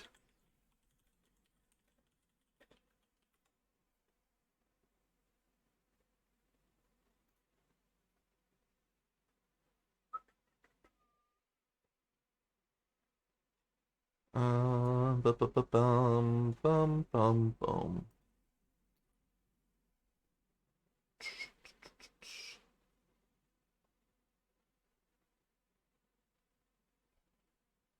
Where's this fucking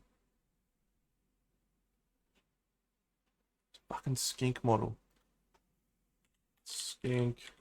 Compendium might have it. Yeah, they do.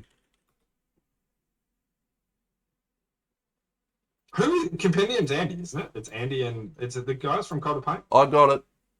I got it.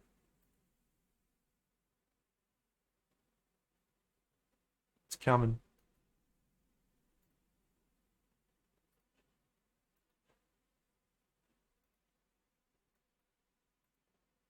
There it is.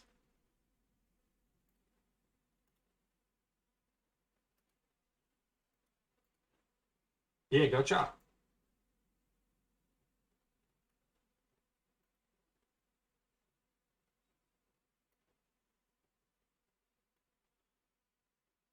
The thing Yeah, that's it embodies sort of everything that Games Workshop would look at and look for.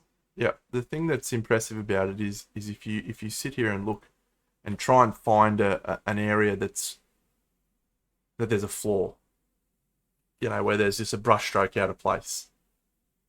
You can't. No,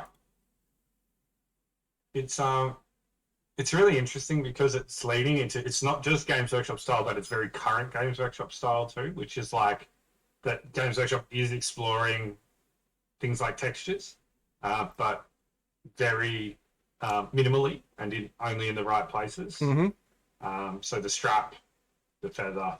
The feathers is the thing that got me. I can't cop the feathers. The sheen. Just The sheen is another term. look at how fucking clean they are. Yeah. They're the size of my fucking like fingernail. I think what this piece does is it's really, really good. Obviously, it's phenomenal, and the person who did it deserves all the credit for what they've done.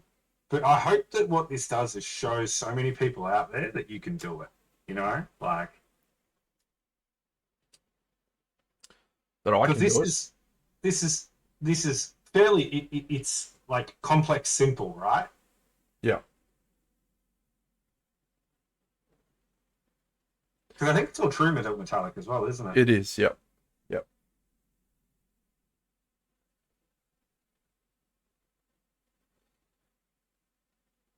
I've seen that guy. I think that guy's definitely posted in a Discord that I'm in before. Because I remember looking at another skink he was painting, and I was like, that is just fucking awesome, man. Because he painted like these really awesome eyeballs and stuff. It's just not a style I could ever paint by. Maybe I should try and do it one day. I think you could, mate. I think you could. I think you have enough painting experience to be able to do it. I think it'd challenge you because you would have to probably think about your actual brush strokes, which I don't know if you've had to do in a while. No, I think definitely they just not. come out pretty naturally, right? You Yep. hit that flow state pretty strong. Whereas for this style of painting, you have to, you really have to. It's an impressive piece, and It is. um, Where does it sit on the scale of Slayer swords over the years? Firmly in the middle for me. yep, it'd be bottom middle for me. Yeah.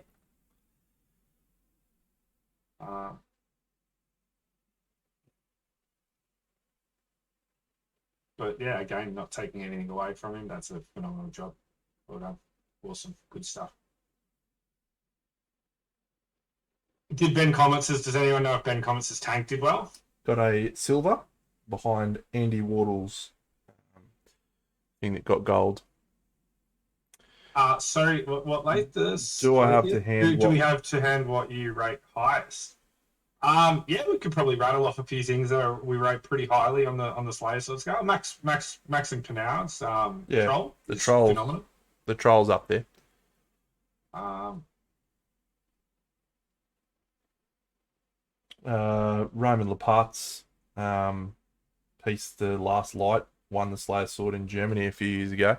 yeah, that completely challenged the way we think about miniatures in general, right? Yeah.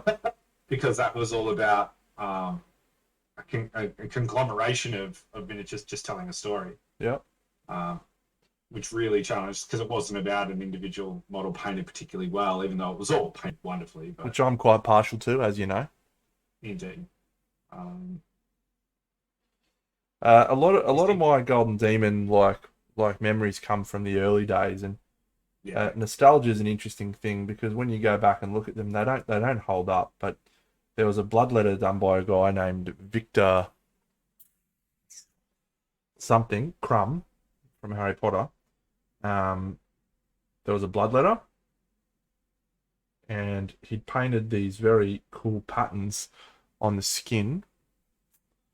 Michael Pazarski's, Michael Pazarski's Nagash. Yep.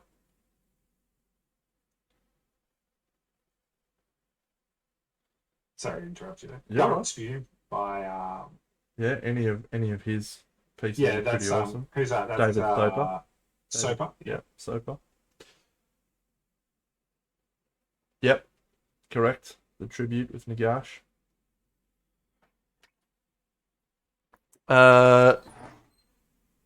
Yep. Let me see if I can find you. Victor, blood letter, gold. I'll be honest, some of Sebastian's are really, really good. Bloodthirster, not bloodletter. Oh, the Horticulous Slime, that was super good. Victor Hardy. Angelo DiCello's Horticulous Slimex was really fucking good. Here you go. This is the one that I remember. I remember this vividly because I was working for Games Workshop at the time. Fuck off. And this one came out. There was pictures of it. You can't see it in this, but it's like the old Bloodletter model sucked. Bloodthirster model sucked. Yeah. And he converted it to have dreadlocks. Added this big this banner. is the one that he did almost like he did the lined skin. skin. He did. He did lined skin. Really challenged the way all the way through, and it was just like fucking awesome. It was in the back of one of the books, I believe. Yeah, it was quite tremendous. Sent you a link to the Horticulous. That's really, really good. I think I know that one.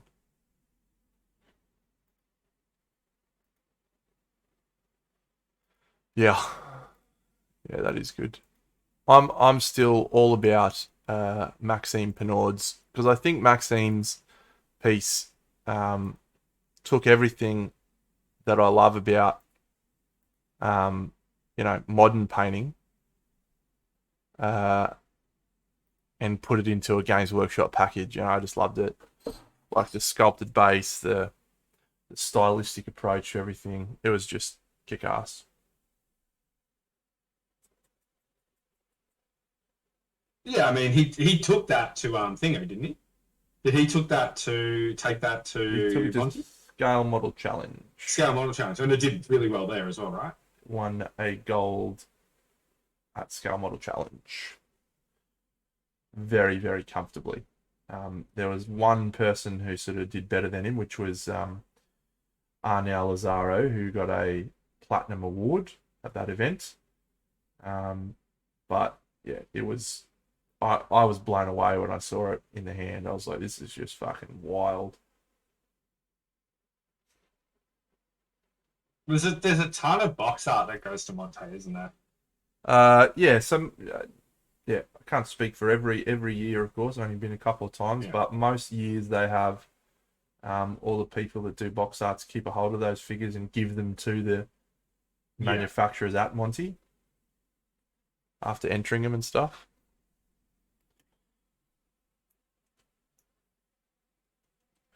Never mind, I'll find someone like you. I wish nothing but the best for you.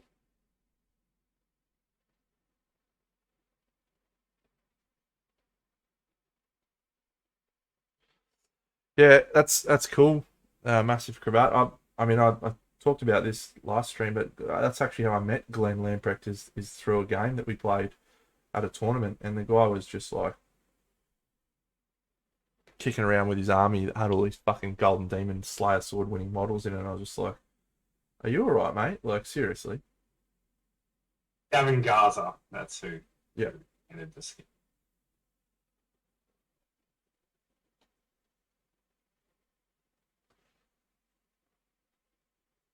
Do you see that tailor-made entry? That was pretty cool. Inside the box. Nope. It's all on Facebook if you go Golden Demon Compendium. Oh yeah. I can send you. I'll send you the link. How did Tavana's diorama go? Did she get a finalist pin? Does anyone Don't even know? know what she entered. Talked about she did a diorama of an Eldar guy riding a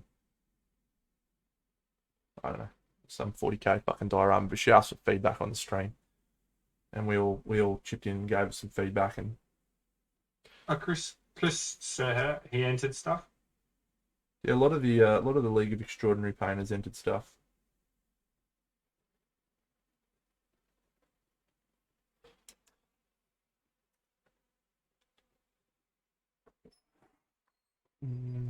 Oh, is her entry the Eldar jumping off the back of the lion? Yes, Yeah, against the Tyranid. Yeah. yes. Did she get a pin? Uh, no, they've only got it listed as entries at the moment.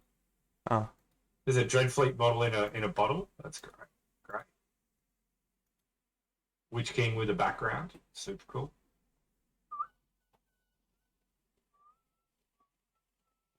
The Lord of the Rings is one of my favorite categories of Golden Demon, eh? not really mine.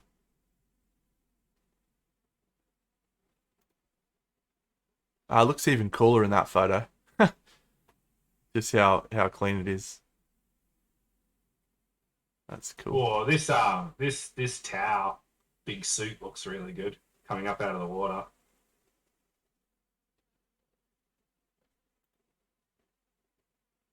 Yeah, some wonderful entries. Very inspiring. Oh, Kaha kicking some goals with that one. Oh, they've got Sigma. another image of the skink that looks really good. Yeah. Uh, it just looks like normal like static grass clumps that you buy that have been painted and integrated into the scene really well.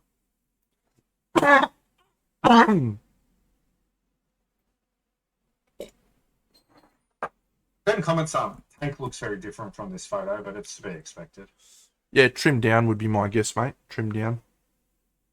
Oh, is this for the shrubs on his on the Slayer sword Skink. winning entry? Yeah. Yeah, 100%. Probably the 3mm ones, those tiny ones. Yeah, the little moss ones. From Game of Grass, yeah. Yep. Kaha's entry is really good. Yeah.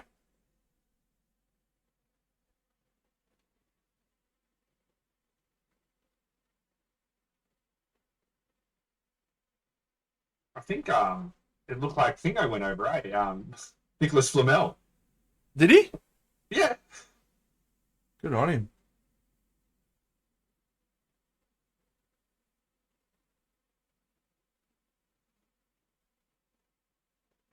Yeah, some of the elements on Maxim Pinard's entry, the base is just wonderful, isn't it, man? Oh Like, man, and you don't even realize how good it is until you actually like sit there and have a look at it.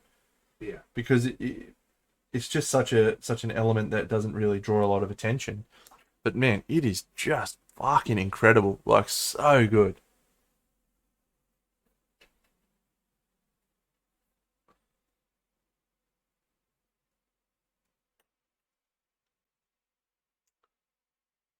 Yeah, painting the grass on the bases is um, a fantastic suggestion that I absolutely smashed Jared for at last Crimson Brush. It's like, paint your fucking grass, mate. Seriously. G'day, Al. Welcome. Indeed, we are painting some Moonface tonight. Ooh, tonight, hey.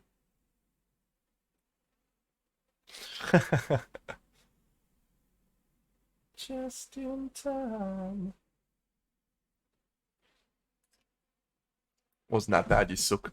You deserved it. I reckon Dave's sitting somewhere very G'd up. Old DC. DC ready to go, you reckon? He'd be thirsty and he'd be like, I gotta get there. He'd have to know. He's sitting on a couple of goals easily. From what he entered at Crimson. Imelda and the Vampire, they do well. Yeah, he's definitely got some pieces that would fit the criteria. For sure. Nearly 2 hours, mate. We'll probably be finishing up soon.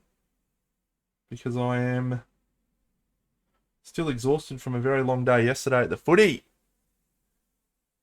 How was your trip, by the way? Which you trip? Go to Radelaide. Nah, it's this week, isn't it? This week, yeah. Yeah.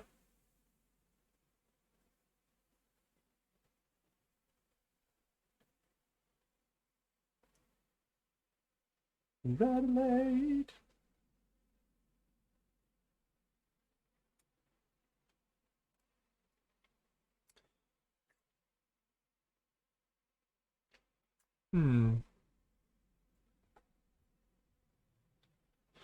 Benny, #1 subscriber, mate. 14 months. Tremendous.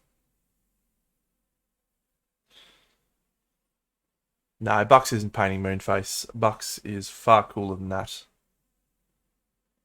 He's painting something else. Not even painting. Sculpting. Sculpting some rocks. As usual, apparently. That's all he knows how to do these days. He's stopped being a painter and he's become a professional rock sculptor. That's me. I didn't finish all my Eldar stuff though, so I'm happy that I was painting. That all got done. Whoa, stop that, Dino!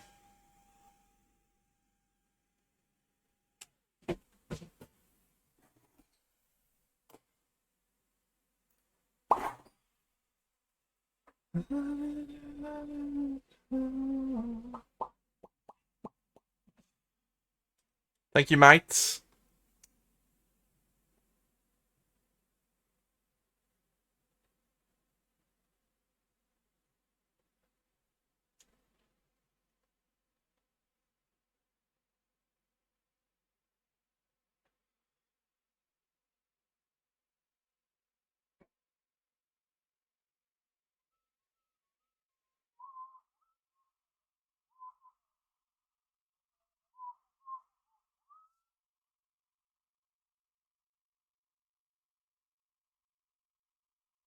One of my buddies is wanting me to do some saga stuff soon as well. Oh, yes.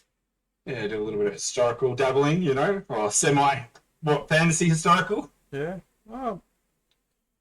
Yeah, Glenn and my mate Gavin play Saga. They both think it's pretty good. As in Glenn Lamprey? Yep. Yeah, nice. Probably not for me these days, but I'm not really sure. I'll tell you what I am getting sort of a little bit cheekily interested in because of a number of people talking about it. Yeah. The old Marvel Crisis Protocol. Oh, mate. The old MCP. Oh, a bit of MCP's tickling your fancy, eh? Now that's a game that your painting style would lean all the way into. Is it worth Big Dino having a double? Well, my mates from WA are right into it. They're going ballistic on it. Would be an opportunity to paint some cool figures from the old Would be. I've got a half of a faction that I need to paint, so I can join in with you. We can get some MCP going. Could be fun. That could be something I could do some videos for, maybe. Have I ever showed you the terrain that I painted for? Do you want to see some stuff? You saw my army stuff in the flesh. I did. I've not painted Athena from Black Crow Miniatures. No, Latius, however you'd like it to be pronounced. Great figure. Yeah, I probably will do it at some point. I like it a lot. I like Greek mythology, and I really. But yeah, there's been some absolute cracking versions of that recently. Patricia Sancho did a figure that was really good until she added a terrible backdrop, and Arnel Lazaro just did his version of Athena, and it is probably one of the coolest releases of the year. Yeah, does Arno just win best model of the year for that right now? Right now, he's front runner, right? He's absolutely best in show wherever that goes. It's got to be a contender, yes, for most.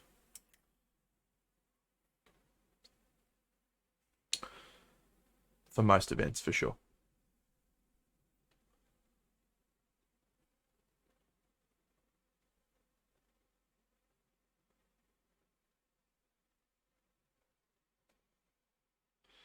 Yep. Yeah, every time you think, oh yeah, I think I understand this painting malarkey, Arnie does something, you're just like, fuck you, my guy. Yeah, blew my mind on that one. I'm like, really? Like, the face, right? Yeah. I will say, though, he's like teetering on the edge of like such realism that I always, and it's a me thing, not a painting thing, I always start to lose interest when that happens. Yeah, when it gets too real, I just start to fade out a bit. Which is why Athami Alonso is my guy, right? Like, he is just he's doing art. Doing art stuff that's crazy that no one else is like really pushing into, except for maybe Kirill. And I think he and Arnow do some of the coolest stuff, but every time I'm like, well, that is crazy, it's usually from Athami.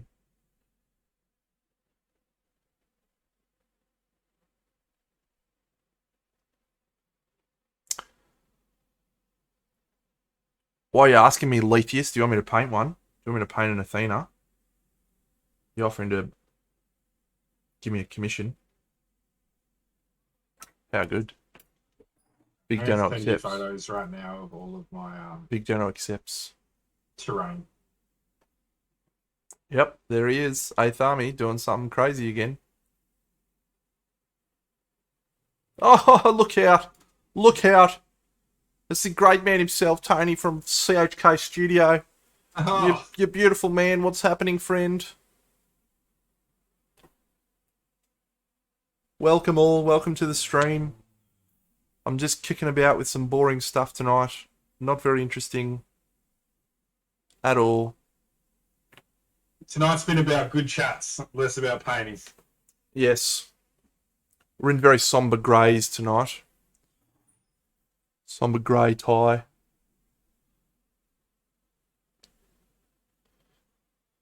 What about CHK? So I'm going to do a CHK, everyone. I'm going to grab all the awesome stuff that I've been working on for the last few weeks and just drop it on the table and show everyone. All right? Because last time we raided into him, he was just every 30 seconds, he was like, oh, and I've been also working on this. And he brings over some fucking thing and it's awesome. Oh, and I did this. And it was an endless stream of fucking incredible projects. So here's what I've been working on, friends. It was like a stream of consciousness for the last 6 weeks. And I've also been working on this. Oh, and I've been doing this vibe from fucking thing. All right. So this is my version of CHK's thing. You ready?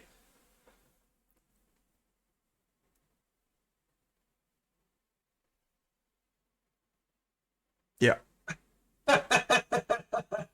Beautiful. That's all I've got. I got nothing. Everything's gone. I've sold it all or it's all gone. The only thing I've got left is this thing, and everyone's seen it already. Everyone's seen that already, so fucked. I've got no projects left. What a stitch up. Thank you, CHK. That's possibly one of the best grey pieces of plantery that you've ever seen. It's a philodendron. Making a philodendron. Absolutely. Oh, dear, oh dear. I was having beers, right? With the footy game with a group You've of mates, you've and cracked it I out, haven't pulled you? out the Philly Deep ones, and I'm like, "Have you ever seen this?" None of them had seen it. They were in tears, right? It's in hysterics. And then I backed it up with the Mole Man Classic, and they were broken. Yeah, They were beside themselves. They thought that I'd been stitched up good on the fact that I was performing as Kate for this yeah. particular. That was her name, wasn't it? Kate? Okay, Yeah, yeah, Faye or whatever it was. Yeah. outstanding. No, CHK, I bow down to you, my friend. You are a wonderful painter and a wonderful, wonderful man as well. So thank you very much for your raid. I wish more people were as kind and generous with their time and their enthusiasm as you are, my friend.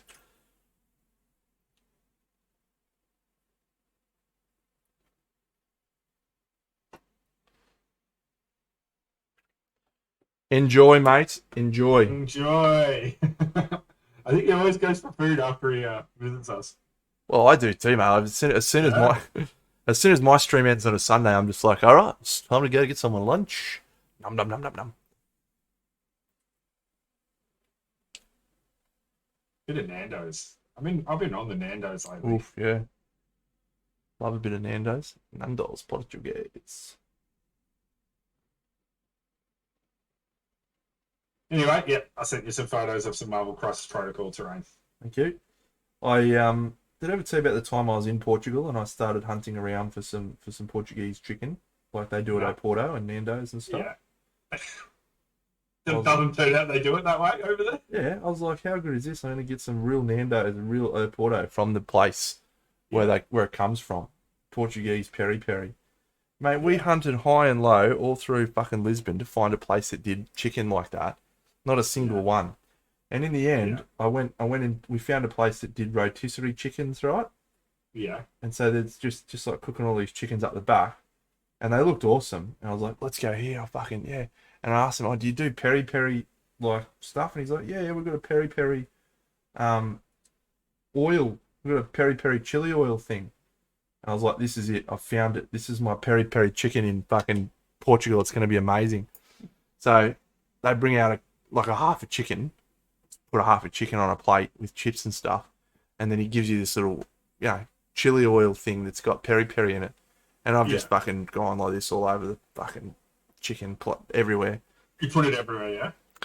Oh my god! From one mouthful, I was just dying. I was like, "What have I done? This is So this." you did what I did at Crimson Brush, Yeah, right? yeah. This is a I terrible told you decision. about that, You yeah? did, yeah, Toweling yeah. myself up, yeah. But in the end, I still enjoyed it because it was just like my mouth went numb, and all of a sudden it was awesome. But yeah, good times. I look like your moon after one mouthful of that fucking that fried rice. My God.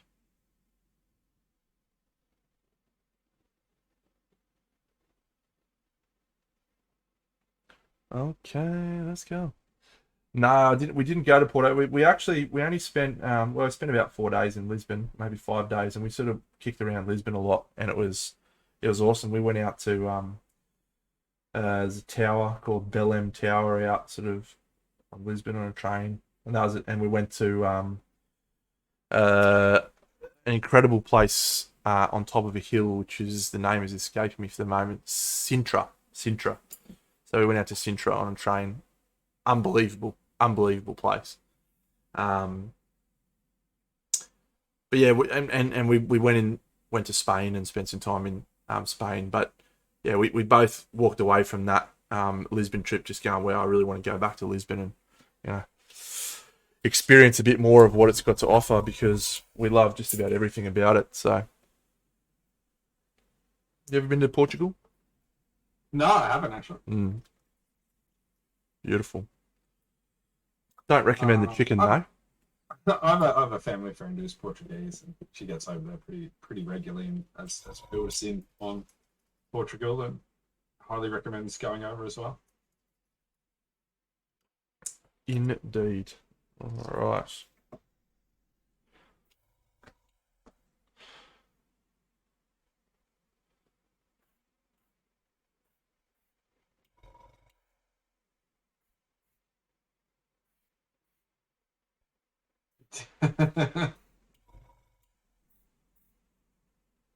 The Johnny Quest limited collector's edition.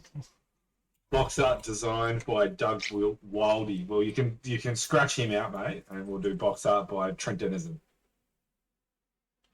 I'm gonna have a look at this now. What are you signing me up for here? Looks like something from 1952. 1994 it is, but I really struggle with some of the old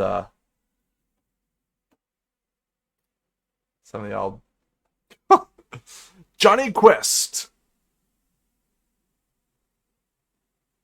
How good. Yes, not for me. Oh, Hugo's got a new story. What's he doing?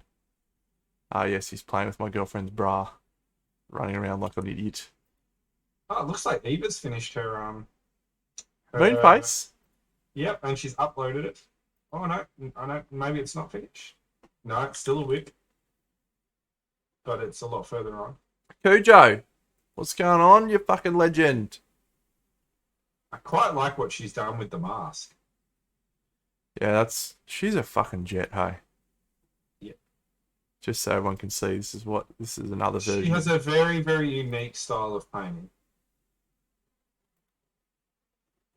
I don't like the bunny rabbit. Like that does not work. That didn't rock me. But the patterning, I like the patterning. I like the checks. But the mask is quite cool. Yeah, she's done some cool shit. Like, she's an excellent painter.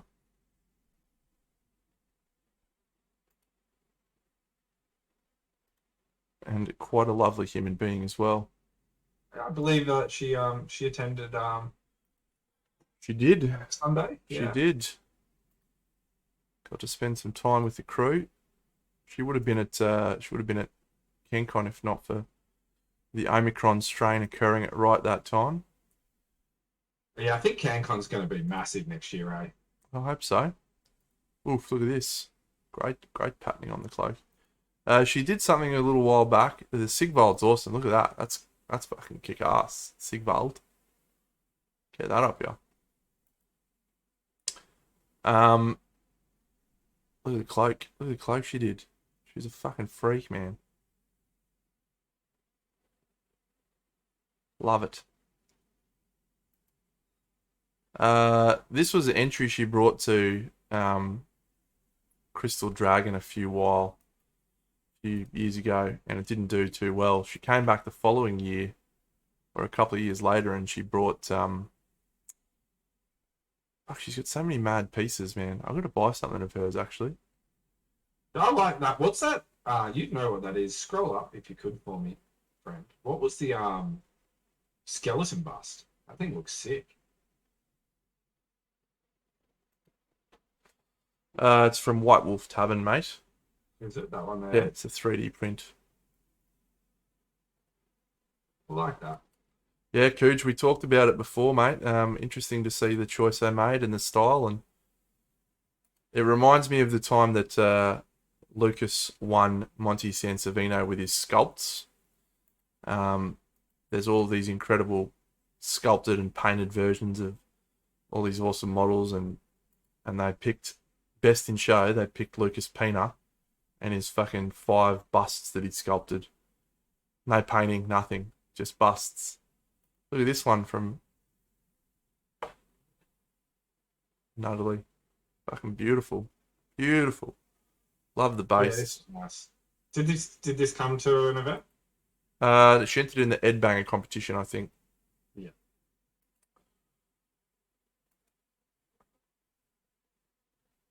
Yeah. Yeah, she's great. She's a fantastic painter and very, very nice lady too. I look forward to spending more time with her, hopefully at next Crimson Brush. Bit of a cozy. Yeah, this is the piece that won gold. Yeah, the fish piece.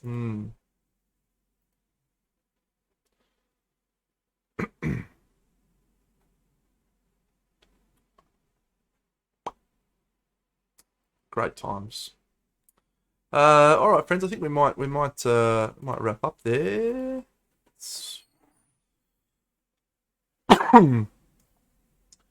Been an interesting evening, just cracking this guy together. Might just do a little bit of eyeball, see if that works. I am not streaming on Wednesday nights, unfortunately. And I am 50-50 on whether I'll be back on Sunday. But I think we'll probably try and keep the Monday night party Mondays going in if I take a bit of a break from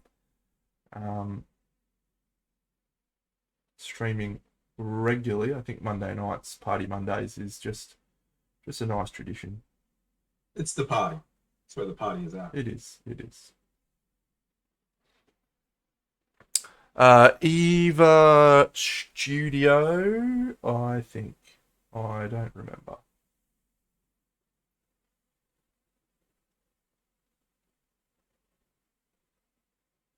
Wait, do you think we've waited long enough to put up our side-by-sides of Cozy? Can we chuck those up now? I thought we hadn't Ben done his already?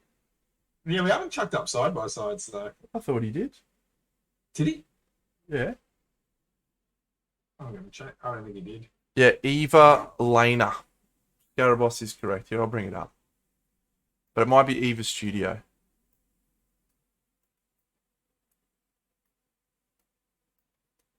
Yeah, Eva Lena. No, hasn't put the side-by-sides up. There you go. Yes, she's great. Great painter. Great lady. I like her a lot. She's such a wonderful human. She's actually the person who got me my Curse City when no one could get it. She had 3 copies and she was like, oh, does anyone want Curse City? And I said, yes, please. And she sent it to me the next day. So, what a wonderful human being.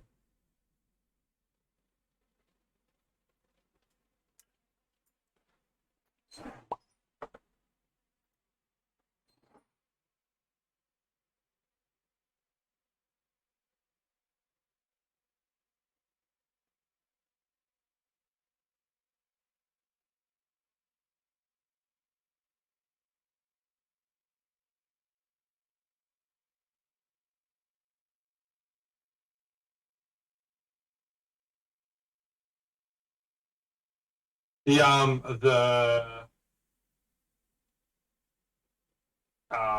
Lord of the Rings Ghost was good from the Golden Demon Painting. I thought that was King of the Dead. Yep. A little large scale Mephiston that someone's sculpted, it looks like.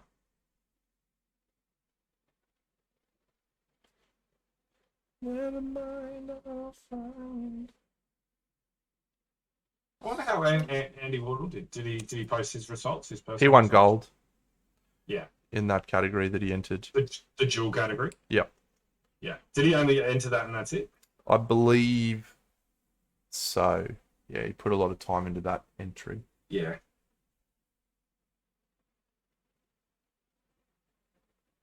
Jared might know better, actually, if he's still about.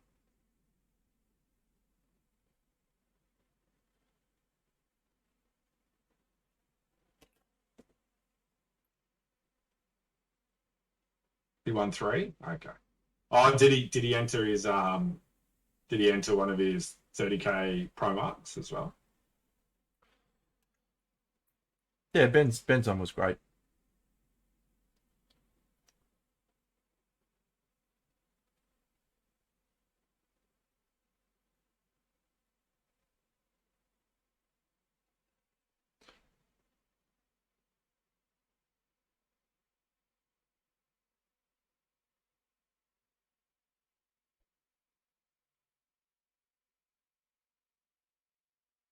Yeah, the diorama. It was quite cool.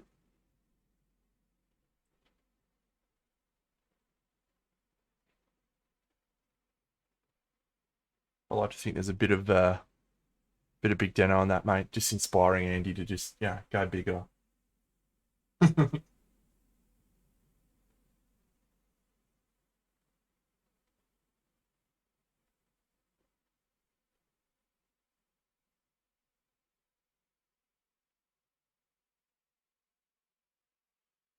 Alrighty then.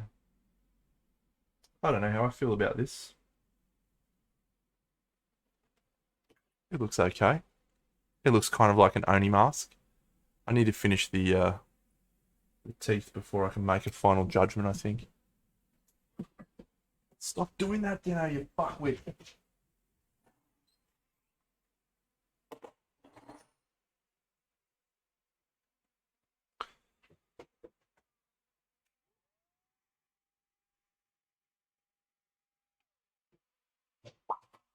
All right. Yeah.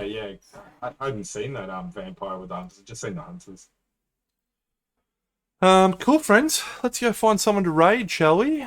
Buckaroo? Anyone out and about?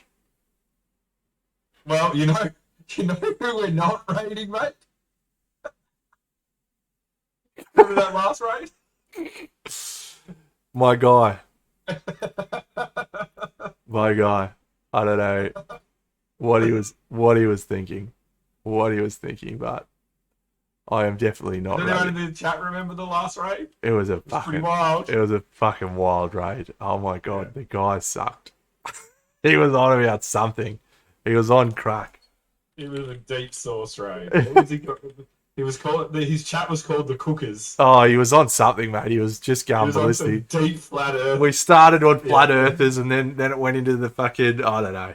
conspiracies and all sorts of Oh, stuff. He had about 150 viewers. It was and good then, times. And then he pulled out some night goblins and started painting them, and it was just confronting, wasn't it? Yeah. It made me feel very, very confused. Cooge stuck around for Yeah, it. So. Cooge was there watching it. All right, here we got that's new. This guy's in French. Z something Assass. Orthova Studio. What do we got doing here? Uses D20s. This guy's a nice dude. With bases. Thanks, Yab. What's It was 1080. That's true, You have Cooge. the 1080. that's what got us in there. He got us in there with the 1080. Waiting for that.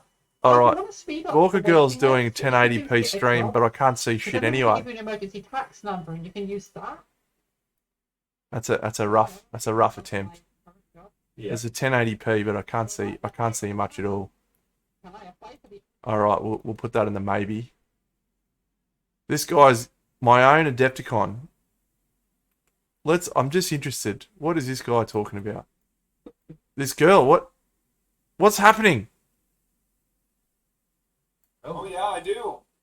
I have legitimate fans that like me for me, and then I also have air fans that blow air in my general direction to keep me cool. I am so out. All I'm going to say is questionable. Yeah. I also have Fires up the dart. I also have fans. Yes. Where are the miniature figures? All right, here we go. Iron Ant. He's an Aussie. He's got a 1080p. He's got his own Discord. He's got 5 viewers. It's him. It's the Iron Ant. Let's go, friends.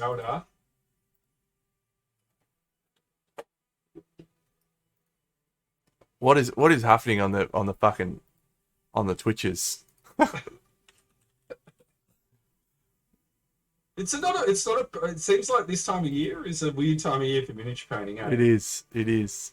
All right, friends. So as I said, I will not be back on Wednesday, but I do look forward to seeing you whenever I'm back. You're wonderful. Enjoy. Have a great time in your life.